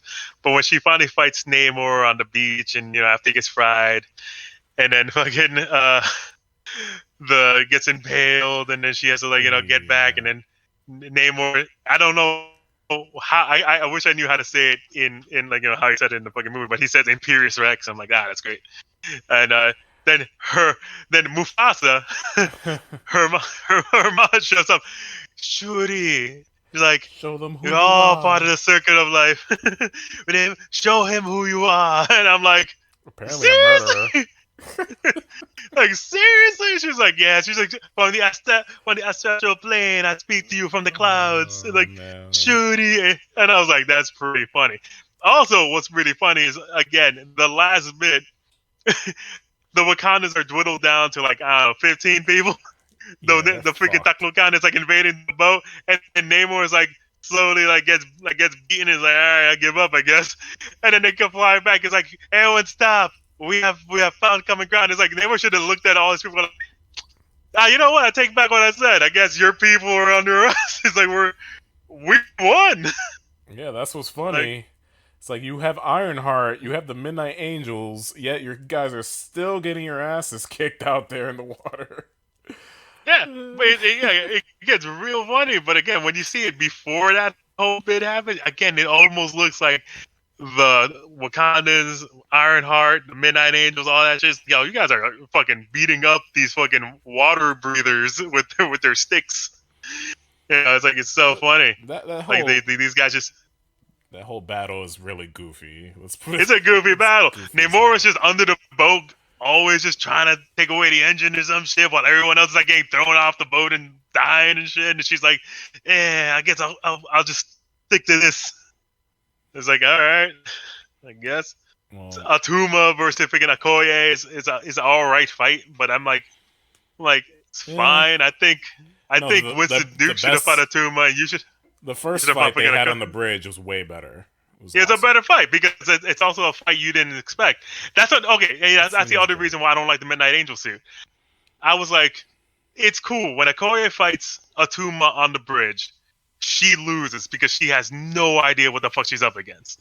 She's never met anyone like this before. She's never seen someone. She took out 4 of them and they all stood back up. Like, she's like, this is different. And then she's surprised by his overwhelming strength. And then he beats her. And I'm like, that's cool. That's all right. That's round 1. Round 2, Okoye comes back. But she comes back with a Midnight Angel suit, and she just whoops the shit out of him. And I'm like, it's whack. that's not satisfying. No, I it's whack. think you should not have come back with a goddamn, Midnight Angel suit, and should have let the other Grace Jones woman wear it while you fucking fight Atuma without the damn fucking suit. Because then it would have been like, I never needed the suit. You just got the upper hand on me the one time. Because I was ill prepared for you. Now I know what you are. And no one beats a Dora Milaje twice. Nah, And I would have been like, I agree. It would have been more badass if she took off the suit and she's like, I don't need this. I think she should just never have had it. That's the thing. She should never just have had it. She should have showed up.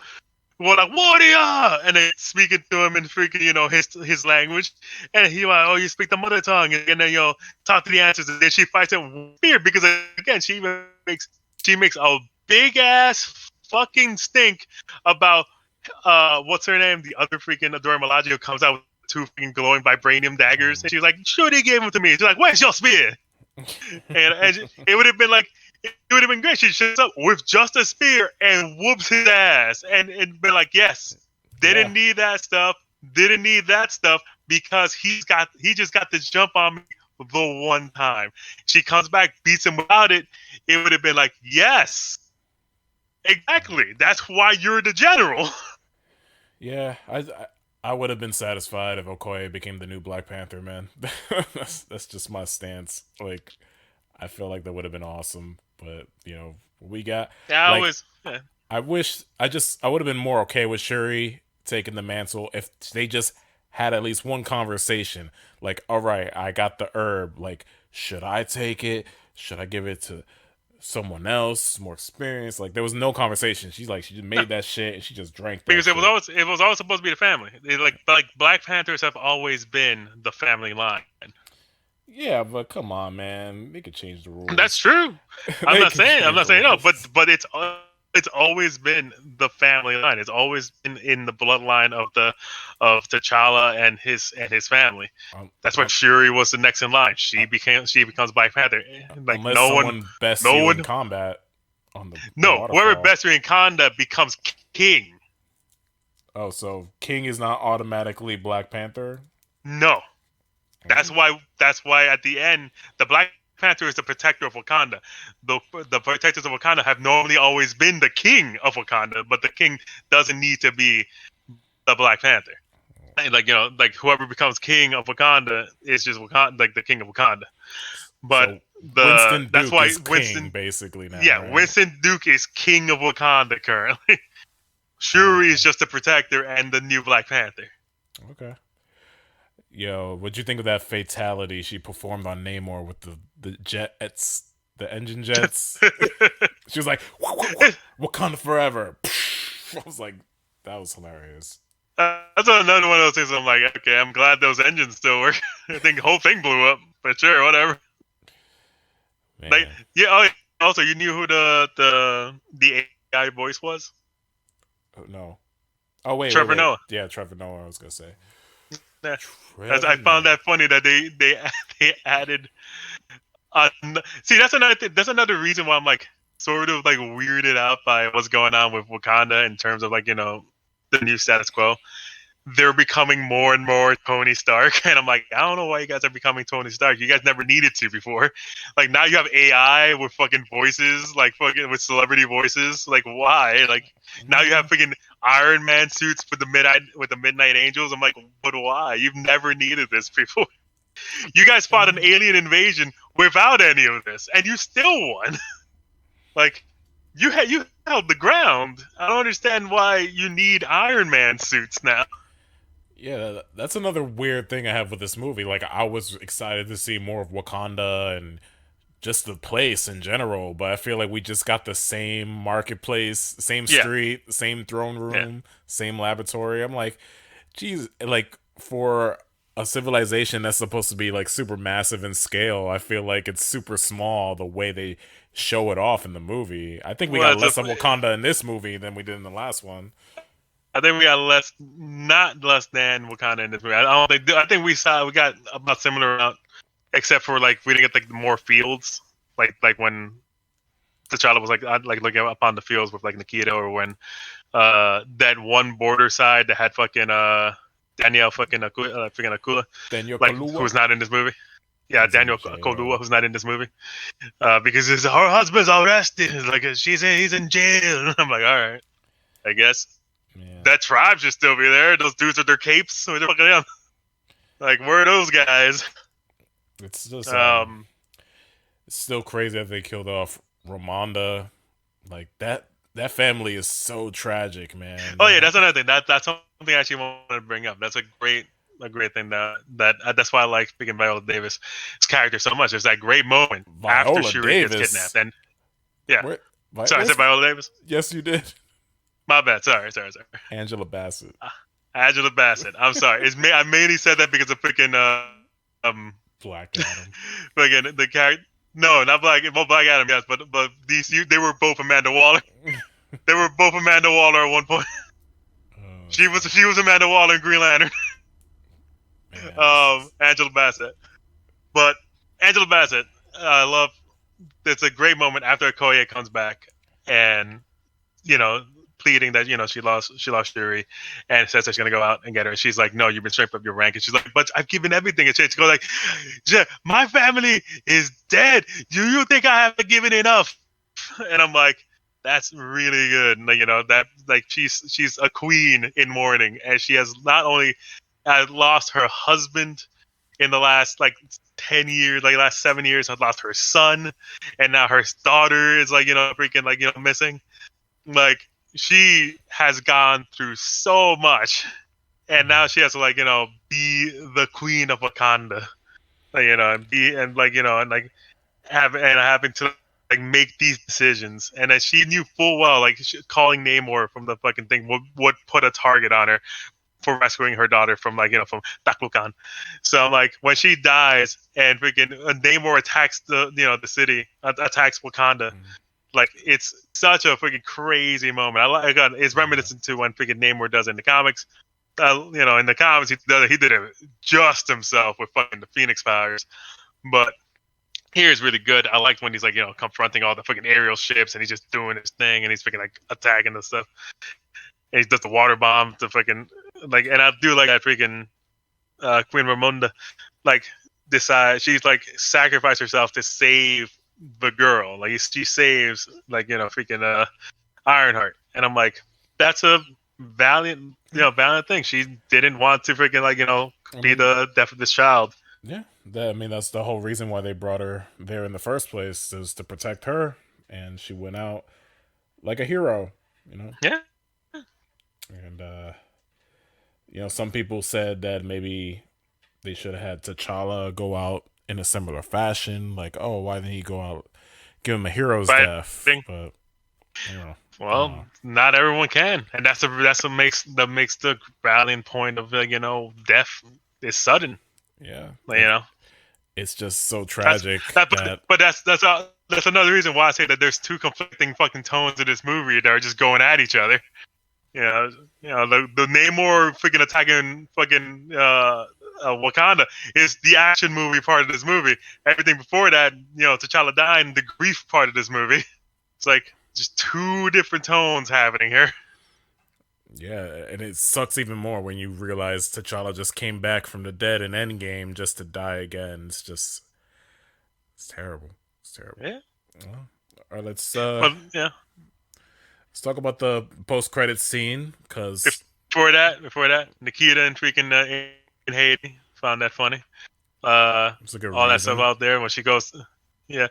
No, not that. But I'm just setting up for the post-credit stuff. But Nikita in Haiti found that funny. But then when she gets asked by Queen Ramonda to go, I need you to go sneak into like find my daughter, and then you just have the side quest of Nikita speaking Spanish to a bunch of people and trying to figure out where fucking where Namor is. And then going to the freaking, to the thing, goes under the water, finds a hidden cave, and it just takes that one shot to, I guess, the peasant girl, and then she's just dying, and then freaking Shuri's trying to save her, and she's like, no, I shot her with a specific killing thing that she'll want to recover from, and she's like, oh, we gotta go, and then they leave, and I'm like, that's real funny that you have this weird one-shot killing thing that can murder these freaking fish people. Why doesn't everyone have that on the boat? It's a good question. You're throwing sonic shurikens on the boat, and no one has hey, remember that one gun with the fucking radiation bullets that we have? Yeah, don't use those.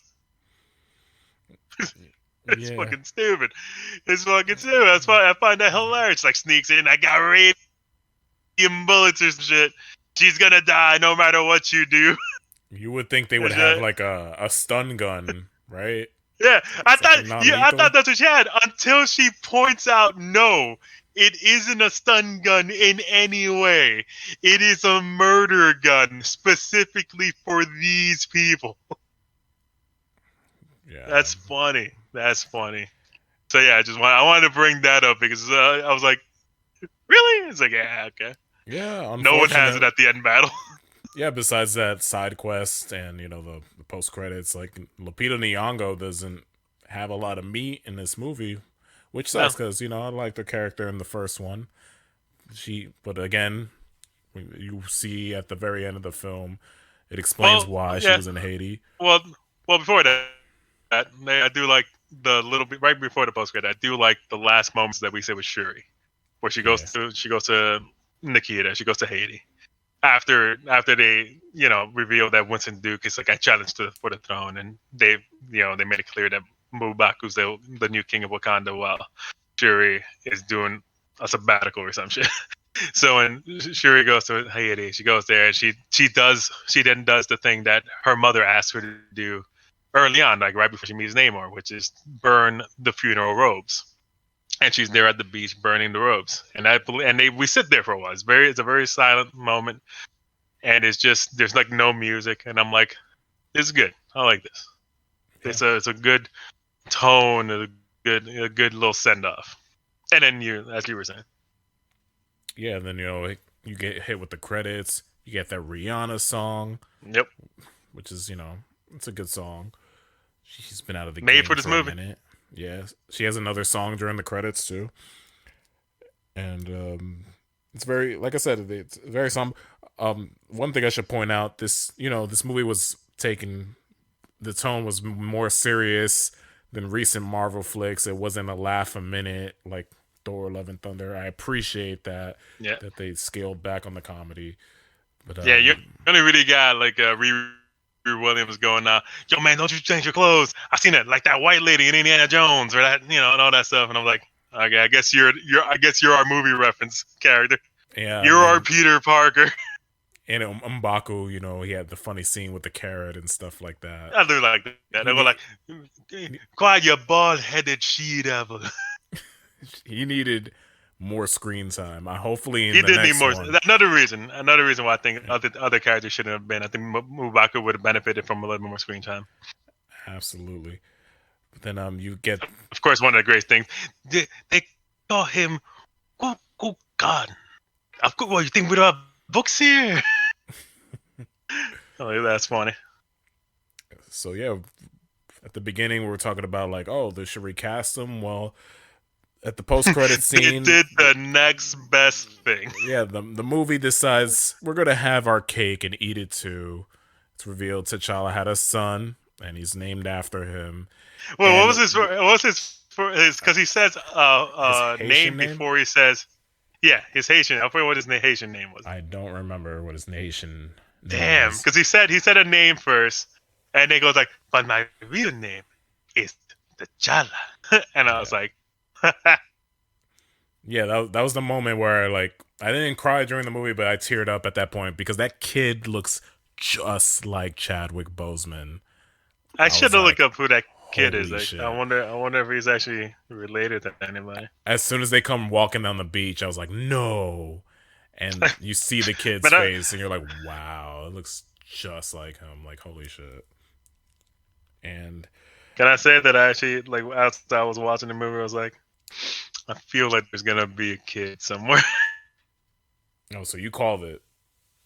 In like, I didn't say anything throughout the entire movie. I'm like, but in my mind, as I'm watching the movie, I'm like, I feel like there's gonna be a kid somewhere. And then at the end of the movie, the kid shows up, and I'm like, oh shit. I mean, it's very cute, It's like, oh, a piece of him is still here. I understand it. And It's one of those. It's like a cute, like interesting thing. You can only assume the kid was like born, like after, like because it's No, like probably before, right he before- disappears. I think Yeah, before he disappears. Yeah, Nakia before was he pregnant disappears before Infinity War. yeah, like Infinity War had to have been what happened, and then 5 years go by, and then another year goes by. But the kid is, how old is that kid? The kid's like 8. Oh. So it had to be like the kid was like 6. Yeah, Like at least the kid had to 6. have been. He wasn't 6. He was older than 6. Nah, who cares? Like, I'm just saying. That means that kid had to have been born like during Black Panther. Yeah, because continuity is airtight with these movies. Yeah. No, because the next time we see that kid, he's gonna be a full ass man. Well, that's the thing. Like, But that's then, their but way then of we're gonna being be like, that's no, their- I'm just saying he's gonna be a full grown ass man fighting, like, freaking Winston Duke on the edges of water, like, on the edges of the cliff, going like, I'm the new Black Panther. It's like, yeah, but how much time has passed? Because Bucky's over there. He doesn't look any older than he did before. like how much time has passed? I don't know. My thing is, they're trying to pass it off like, hey, we, quote unquote, recasted him. He has a kid now. But it's like, come on, man. Like, that's not the same T'Challa. Like, yeah, but it's not the same T'Challa as, if we had a different dude. like that's the same thing too. Like once we recasted T'Challa if we recasted T'Challa to a different actor, many people also be like, well, it's not Chadwick Boseman, but it's still the same guy. Yeah, but he's not Chadwick Boseman. So it's in this way, with him being technically recasted in the form of having a son. At least there you can make the disconnect that yes, it's not Chadwick Boseman, but he is the legacy of Chadwick Boseman. I'm like, all right, cool. If we ever get a fucking movie with that kid grown up in any way before the ending of all of these movies, because I don't know when that'll happen. yeah, like, I mean, we're gonna get a Black Panther 3. It's inevitable, for sure. Yeah, but that's what I'm saying. We get a Black Panther 3, and we see this kid, and he's like already fighting Winston Duke on the fucking the waterfall. I'll be like, okay. Or if he's just already a grown ass man jumping out of a fucking plane, it's like, I'm T'Challa. I might be like, okay, so when is like, doesn't matter. Don't worry about it. It's set some time. This movie set X amount of years after the original movie. Well, there was one. Someone suggested that the movie could have been set during the blip, and you just could have had T'Challa just not be there. That way, if they want to recast him for part 3, it'll give more time, more space. But they who knows what they're gonna do. Am I excited for a third Black Panther? Not as much as I used to. I'm excited only because I still see the War of Kings happening, which is the one thing that I want to see happen. So if when Black Panther 3 comes out, I think everyone that I want established will be established, because you have Namor and then you'll have Doom. Yeah, I guess so. We'll see. We don't know, but I just want that. I just want that 3-way, baby.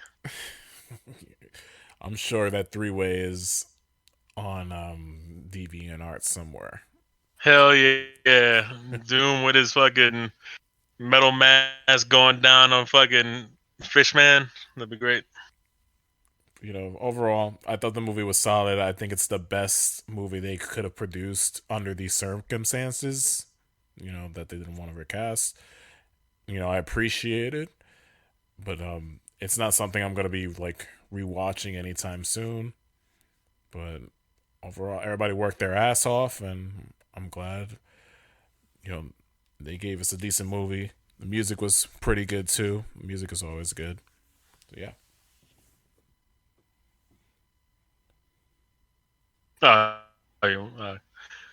Yes, the movie was good. I enjoyed it. Like I said before, I did have weird nitpicks and feel like weird sensation of like how this movie would have been with Chadwick Boseman still. Hopefully, but for what we got, hopefully we can see that original script someday. Hopefully, maybe not. I don't care. Like the movie's the movie we got. Having to have any it's like me the Green Lantern script that was gonna happen before the Ryan Reynolds movie and be like, oh, that sounds interesting. It's like, yeah, it's not a movie that I'll ever see. President at former Green Lantern never had that. So it's holding on to dreams.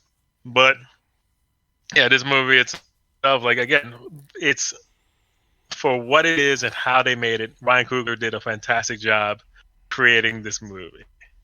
It's still visually stunning. What they showed of Namor's whole backstory is very well executed and interesting. I definitely would have loved to have seen more of it. I would love to see what more there is of Daklokan. Just all that stuff. I loved I love that bit where he goes I gave my people the sun. It's made out of pure vibranium. I'm like, that's a cool bit. I love his headdress. I love their weird fucking salutes that they do with the open hands. Was supposed to be the moth of the Hadouken. Yeah, the Hadouken. Yeah, I'm like that's their greeting. That's very cool. I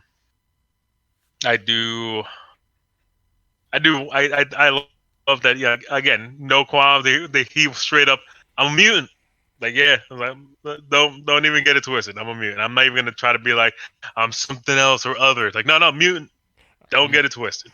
Remember when Xavier and them show up, it's not even like how Bruno or whatever the fuck his name is from Miss Marvel goes there was a mutation.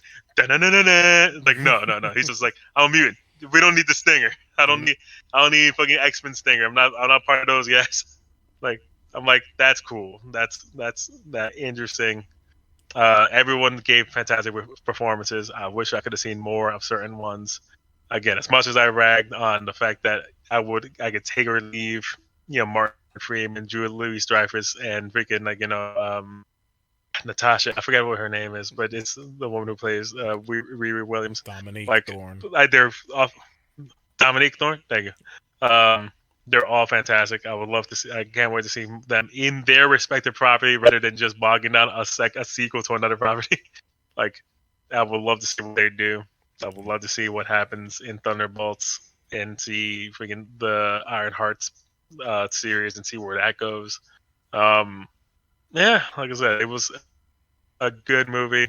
I would definitely recommend people to watch it just to see the gorgeous visuals and fucking homeboy in the freaking the green onesie. Yeah, just be like, hey man, there's our fucking Namor. That man's gonna go and steal fucking Susan Richards. Did you see the Can't wait for that. picture? Did you see the picture of him and his green tights? Like he has the bulge, and then in the movie they Yes, have to flash. someone flat it edits. down. Yeah, but whoever is editing the bulges off of all these costumes, like Wow. this man had like someone like restore the bulge. Release the bulge It's cut. fucking hilarious. It's fucking hilarious. I saw that. I was like, oh damn, son. It's like just out there in his green little onesie, and someone had to like sand that down. Well, But yeah, I want to see more. Again, I will also love to see more of their underwater realm. I would love to see if they have the horn that brings the giant fucking monstrosities from the depths. Like, the fucking just, no, Doom, don't toot that horn. Fool, Doom toots as he pleases. I would love to see that meme recreated. yeah, just Letitia Wright better stay out of trouble because this franchise is on her shoulders now. I mean, sure, we rocked the boat once. Yep. I think she's just gonna stay away from social media for a bit. Exactly, man. Like, I hope she's a great actress, man. Like, I loved her in the first one. She was great comedic relief. It is just weird when one of the characters that was not meant to be the lead is then thrusted into the lead. Like that is something that she has to like 100% come to terms with. Like, yes, the franchise is now on her shoulders because, again, it was never meant to be. It was just legitimately by chance and sadness it had to come to this. Yeah, I mean, I'm sure eventually she would have became the Black Panther at another point in time. So, but just they sped up the process here, and I think if anyone else on the cast had passed away, maybe they would have recasted them. But since this is the heart, they wanted to pay tribute to him. This is the movie we got, and yeah, we just gotta take it or leave it.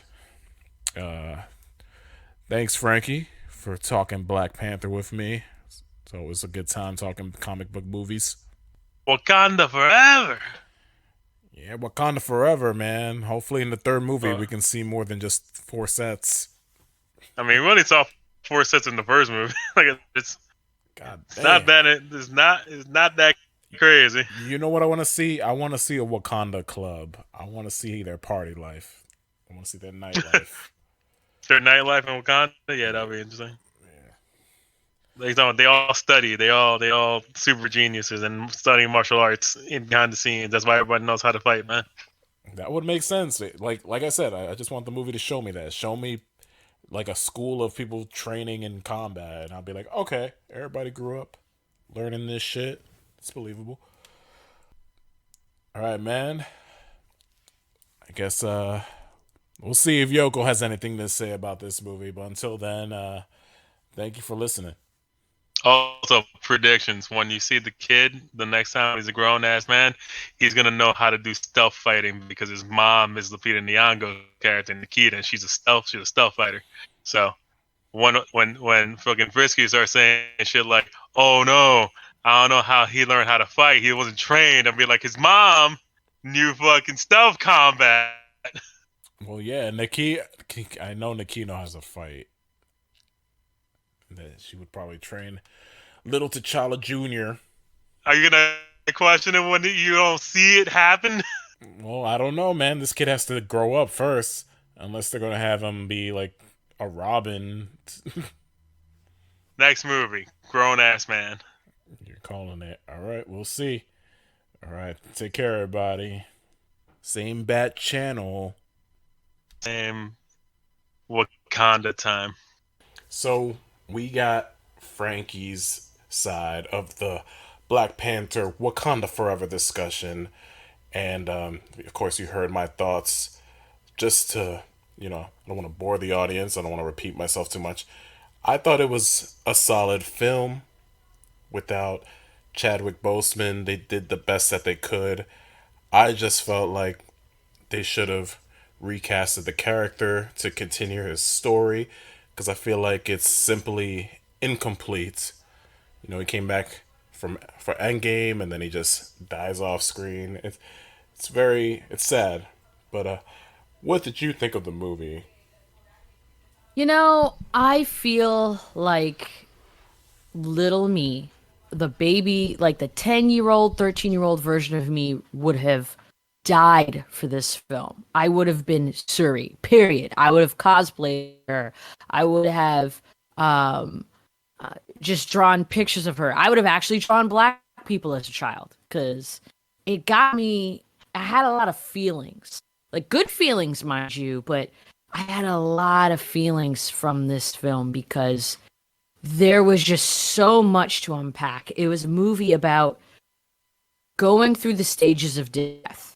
And I've never seen a film portrayed well enough to go over the phases and stages of death because a lot of times I see films starring male protagonists and their version of death is get drunk, kill people, avenge their wife, and start a new family, or avenge their death and live alone. But most of the time they find another woman and the woman corrects them, da da da da.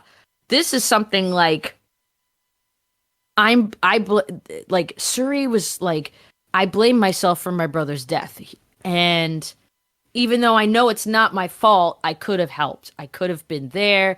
I could have been stronger. I could have been, and she went from sad to denial to, what are the stages of grief?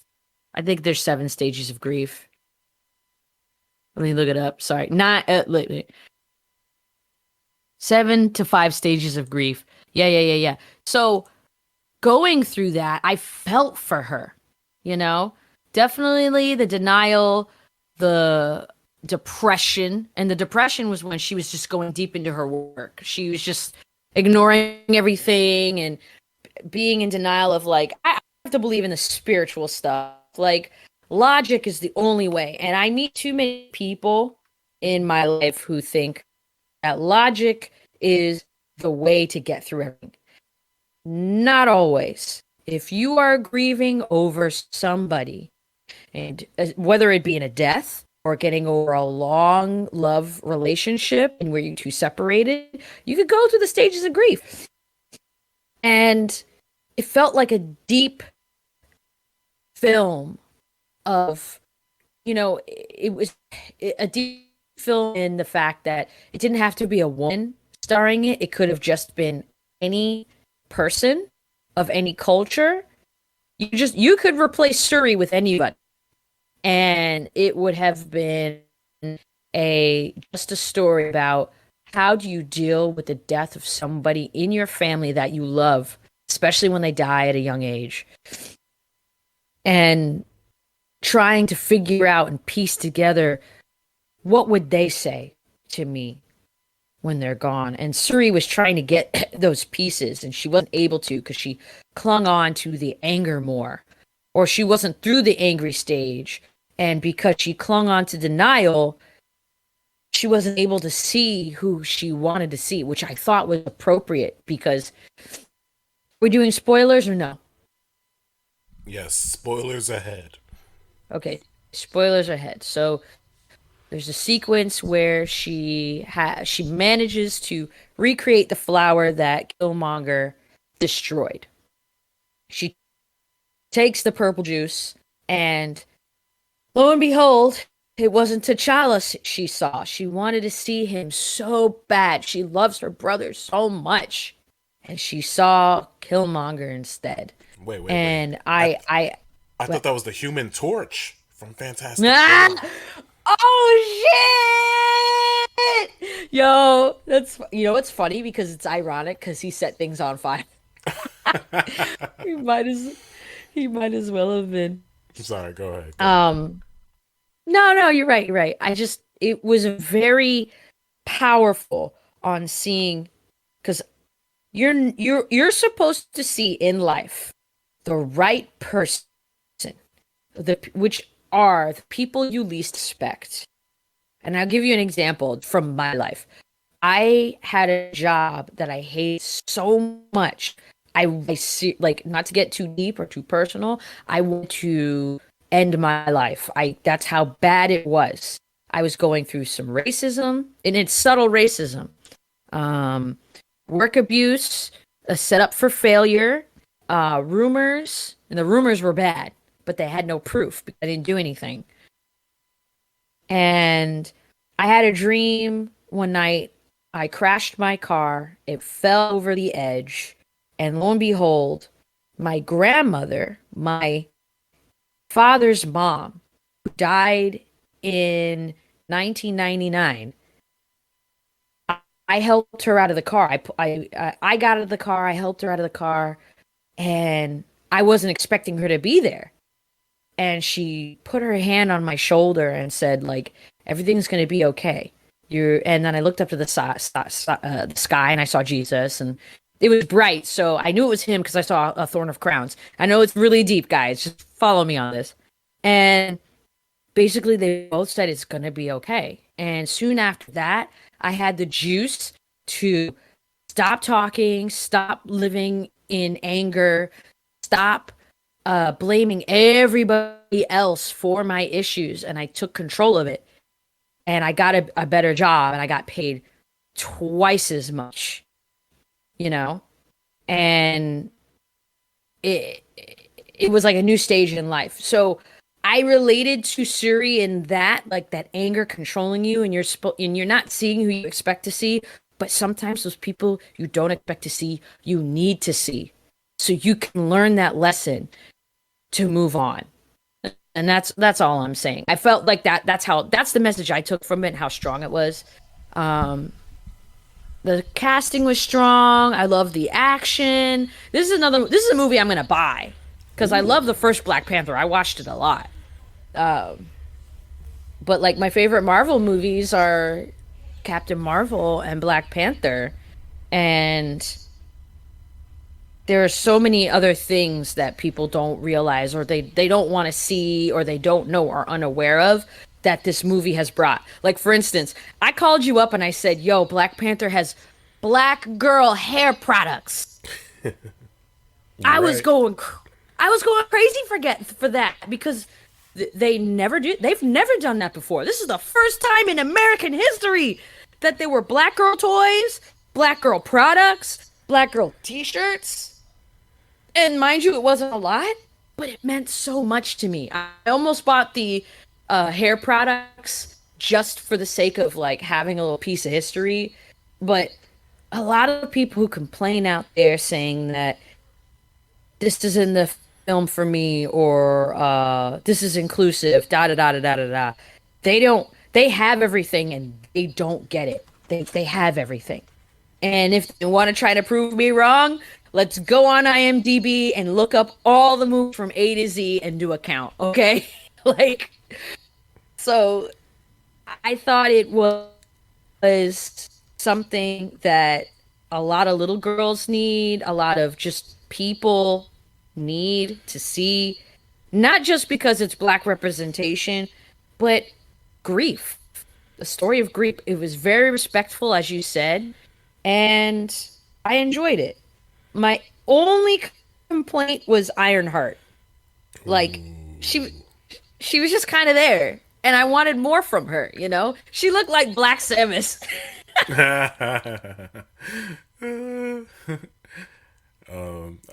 You sure they didn't have black products when the Justice League came out? I'm pretty sure I saw some, like, Nair with Wonder Woman on the box.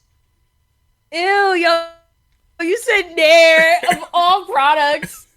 Yo, that's funny. Oh, not Nair. Oh, God. Relaxer. Sorry.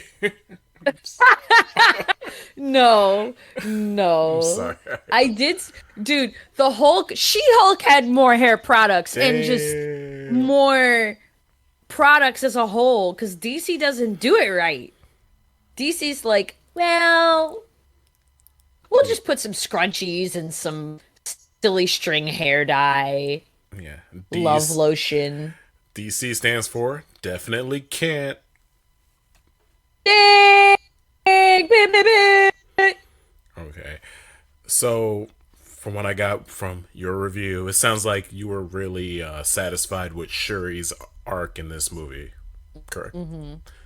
So, so you're okay that they didn't recast T'Challa? I was kind of. I feel like if they did, it wouldn't have been a good movie, honestly. My reason being is, I guess in my eyes, it's too soon.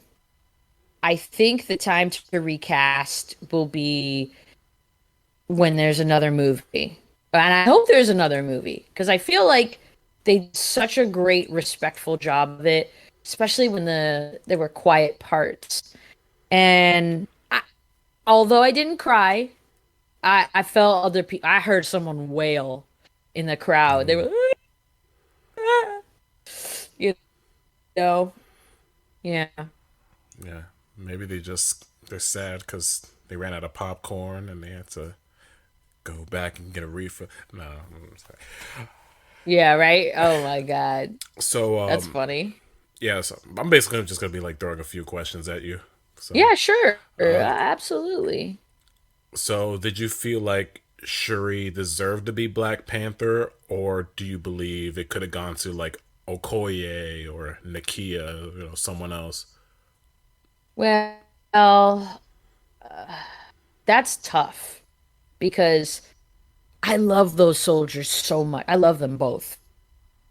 But I don't think they could have been Black Panther. She had to have taken the role because obviously due to unfortunate circumstances and she needed to, I don't want to say avenge, but fix her own problems. Okay, You know what I'm saying? yeah, that makes sense. If she was not Black Panther in this film and Okoye and somebody else was, it would have totally defeated the message of the film. And unless she was hurt, unless she was hurt. So, yeah, that's how I feel. Okay. I mean, I never seen her in a fight. Like I talked to Frankie about this. And it's like, yo, I've never seen Shuri fight. Like she's a scientist. She's like, yo, man, the royal family has training, and it's like, well, they never shown me on screen that they got training. But I digress. I love Shuri too. She was great in the first film. She has a lot on her shoulders. I hope she can handle it. I hope she can carry the franchise because now we lost Angela Bassett, which is I was surprised when they did that. That made me sad. I'm like, damn. Yeah. Yeah. I was not expecting that. I almost screamed in the theater. Yeah, that's definitely from the original script. Something that they didn't want to change. But man, going forward is going to be interesting to see what a Black Panther 3 looks like. What did you think about the villain, Namor? Yo, I think the villain was pretty cool. I love the Aztecian people and the story, and it was so well done. It was so well done. I didn't even think he was a bad guy. Here I am. I was sitting next to my friends, and I was like, "Girl, this can all be over if they just move the damn rock. If they move the rock, just lift it out of the water, put it back in Wakanda. It's over. Or maybe you share the technology with just them because these people don't want to be bothered. They want to be civilians. They want to live their life. They want to make relationships." And I noticed it was a sign of, dude, there are real people. War is kind of like pointless. Real people be dying out here. I thought they were the coolest I don't want to say bad guys, but misunderstood party. Because a lot of things can be stopped by just a conversation. No, Yoko, they're on the naughty list. Oh no, the misunderstood list. What about that scene when Shuri's going underwater and then the music kicks in and it feels like you're on a ride in Epcot? Yo, died laughing because I was like, bitch can't move. She was like, oh, oh. She looked like a doll. It did look like an Epcot ride. I thought the same thing. That's why we're bros. Yo, she looked like Baymax from Big Hero 6. Yeah. Like a low budget one. Yeah, I love the villain too. I thought he was like the best part of the movie. I want to see a series or a movie about him in the future for sure. I mean, what villain gives the protagonist a friendship bracelet? Well, yo, my gal pal was like, listen, she ain't interested in you. She's probably got another man on the sea. Y'all need to calm down, everybody. She just met him, and he's all like, friendship? But I don't really want friendship. I want everyone die. And I'm like, bro, calm down. Nobody has to die. Nobody has to die. Nobody has to die. Yeah, like you said, they could have just moved a rock or built a device that cloaked Wakandan technology. Like, I thought what was funny, like in the beginning of the movie, they're in the courtroom, and the government's like, when are we gonna get vibranium? And Queen Ramonda's like, you ain't getting no vibranium. You're gonna use it to create war and stuff. Like retconning the last scene in the last Black Panther movie, like immediately. Just Yo, for real. Not just that. I just felt like this movie was silent revenge for a lot of, I mean, I hate to say it, for a lot of Black people who got denied certain things from different countries. Like, for instance, in like, this is just how I feel. I'm not, I don't want people to like get on my case about it, but this is how I feel. Like Osaka playing tennis, and she's getting bombarded by the media, and it's ruining her mental health. There was a Black woman ice skater who kept getting points taken off, and then she did a big FU and did an illegal move, and they disqualified her, but nobody else has been able to emulate it but her. Like, just tedious small things, and like calling people out for it is what it is. Like, you're gonna use your power for wrong. You've been doing it for decades. We've seen it. You don't deserve this technology. Period. You don't deserve this technology now. Period. So I was like, damn, girl. Snap, crackle, Yeah. and pop. Love to see it. Let's talk about Riri Williams. You said she was kind of there, like kind of a plot device. Kind of, here's a teaser for my Disney Plus show coming out next year. Yeah. That's what it was. It was like a demo from the PlayStation 1 era. Like those demo discs you find in the magazine. Here's Ironheart. Over here, here's the Thunderbolts.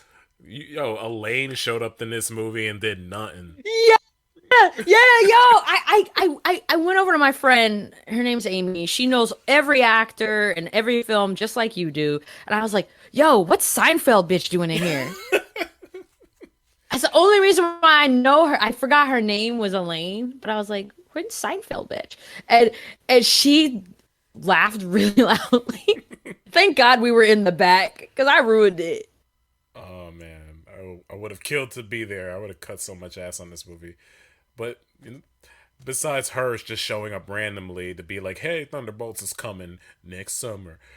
I just like that they didn't like have so many jokes thrown at you. I'm like kind of getting sick of the jokey Marvel formula. Yeah. Like that was like Riri's job. She was like the comic relief type character. Yep. My problem with her is like she makes an Iron Man suit, but I get no reason why she does this besides that's what she does in the comics. And it's like, are you a fan of Tony Stark? Like, why are you doing this? Frankie's like, well, she just does, because whatever. and she ends up like killing a bunch of cops on the bridge, and she doesn't get in trouble for that. It was crazy. Oh, I was like, yo, you just killed a whole bunch of people. Message. Right? The warrant. Doom, doom, doom, doom, the warrant. Sorry. They should have did more with her character. You know, I felt like the execution wasn't perfect, and her Iron Man suit looks like a retired Beetleborg. I wasn't even that mean. I was just like, nah, you look like Samus. That's it. You look like, what if Samus grew up in the 2000s and like the Spice Girls and S Club 7? Homeboys in outer space. Oh, nobody likes that. Okay. We don't even like that. What else can we talk about? I feel like we didn't get enough Mumbaku in this movie. Do you feel the same? Yeah, I do too. I agree. But man, was he so cool in this? I felt more connected with him because he's grown from T'Challa's death. He's grown from it. He grew to respect T'Challa in the first movie, especially from battle. And because you could tell originally he was like, huh, T'Challa, stupid. And then after a while, he's like, oh man, my man knows what's up. All right. All right. Yeah, it would have been cool to see that bromance blossom. But he kind of turned into like a surrogate big brother for sure, which I dig that. And it looks like they're foreshadowing that he's going to become king of Wakanda because he goes to the cliff and he's like, who's going to challenge me for the throne? So I hope in Black Panther 3 we get a lot more Mumbaku. Like, come on. Give everybody what they want. Give us Mumbaku. Yeah. I am sad that I forgot her name. One of the soldiers got you're not allowed to take care of my daughter again. Okoye. She got Okoye, sorry. Yeah, Okoye got like taken away. I think she might have gotten her position back, but I don't know. She got demoted into being a weird Power Ranger thing. Yeah. That was funny. Midnight when she was insulting it though. She was like, hours ago. That's from the comics. Like I read those comics where the Midnight Angels are like they're like a side thing that they go on secret missions and stuff. It's pretty cool. So when that show up, I'm like, oh, I get that reference. I like gave myself a pat on the back and some karma on Reddit. I felt so good that day. Yeah, you're like, I did it. I love that for you. So I'm glad you enjoyed the movie. I think you definitely enjoyed it a lot more than I did. I mean, I would have enjoyed it more with you if I saw it with you. Yeah, you really would have. I had some good one-liners, man. I had some good ones. I had some, I kept going like, girl, put some cocoa butter in her hair. Oh, shit, she was ashy. She said her head was ashy. You go, girl. You go, girl. Yeah. Yeah, those lines were like, they like read your mind. Yeah. I burst out laughing when she said that girl had ashy. And I was like, no, it's well moisturized. No. Maybe it's Maybelline. I guess the last thing we could talk about is post-credit scene. You see the reveal of T'Challa Jr. What you think of that? Yeah. I was just like, ooh. Me and my friend Maddie got it. We understood that part, but all my friends were like, what? Where's his baby daddy? I was like, his baby daddy dead. We know who it is. We gotta know who it is, you know? And she was just, it was a lot. Maybe we might have a movie of teenage T'Challa Jr. I'm also surprised it's not Storm, but the stupid X-Men killed it because T'Challa's originally married to Aurora, right? Yeah. Well, but we'll see what happens. Maybe T'Challa Jr. will be married to Aurora in like 10 years in Phase 12. Oh, God. I just feel like the superhero age is now dying. We're in an age where we don't know what to make. but people are liking more YouTube and experimental things way more. And TV shows and studios are like, I don't know what to do. You sound like You know? a BuzzFeed article. It's true though. No, I get you. Think I about feel you. yeah. Before we wrap things up, let's do a dimensional diary dedicated to the two legends we lost recently, Kevin Conroy and Jason David Frank. So, Yoko, who was your childhood hero growing up as a kid? Honestly,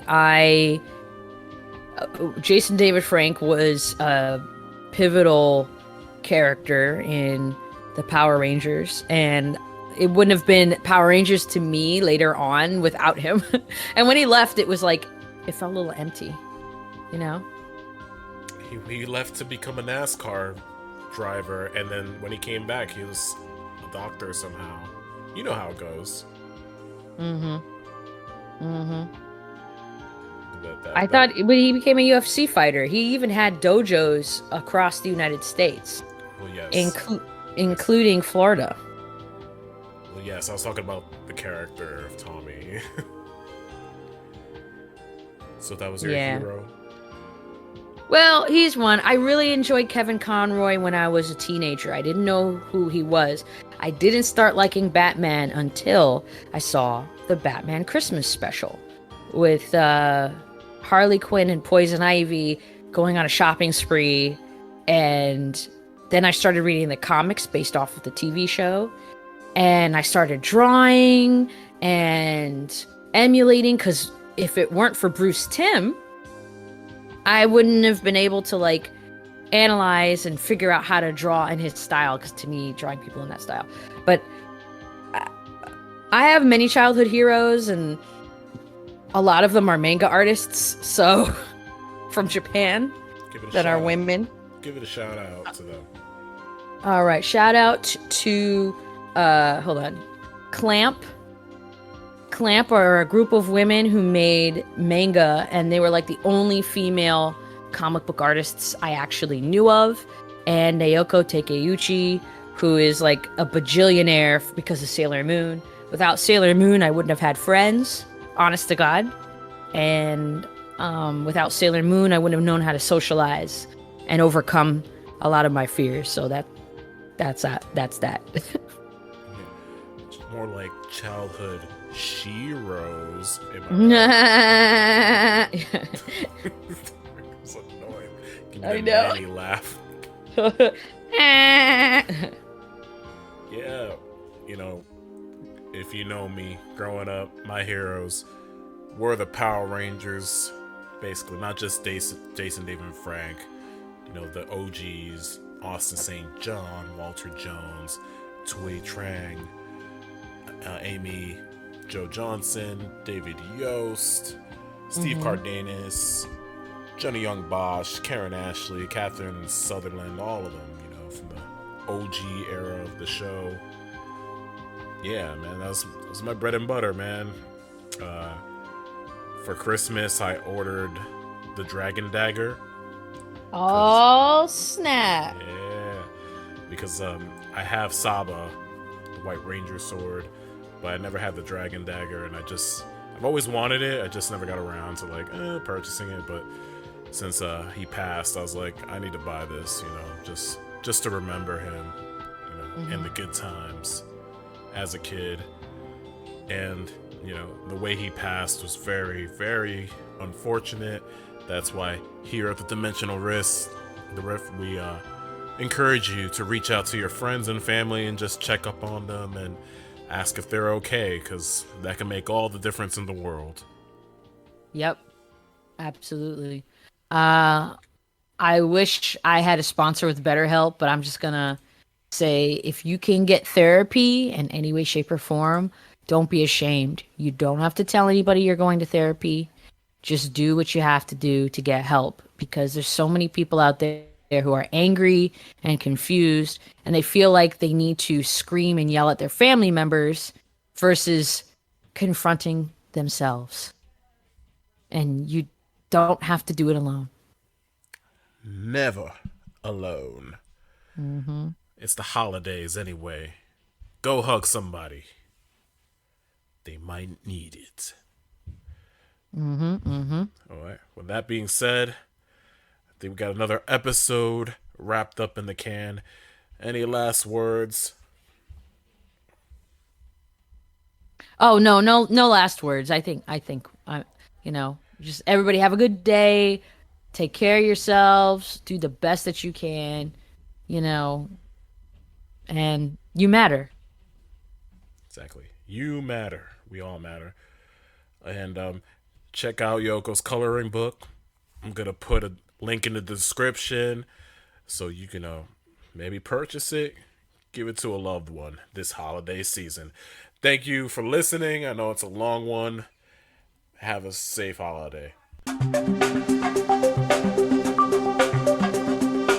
Yoko and Frisky Crime and Chivalry.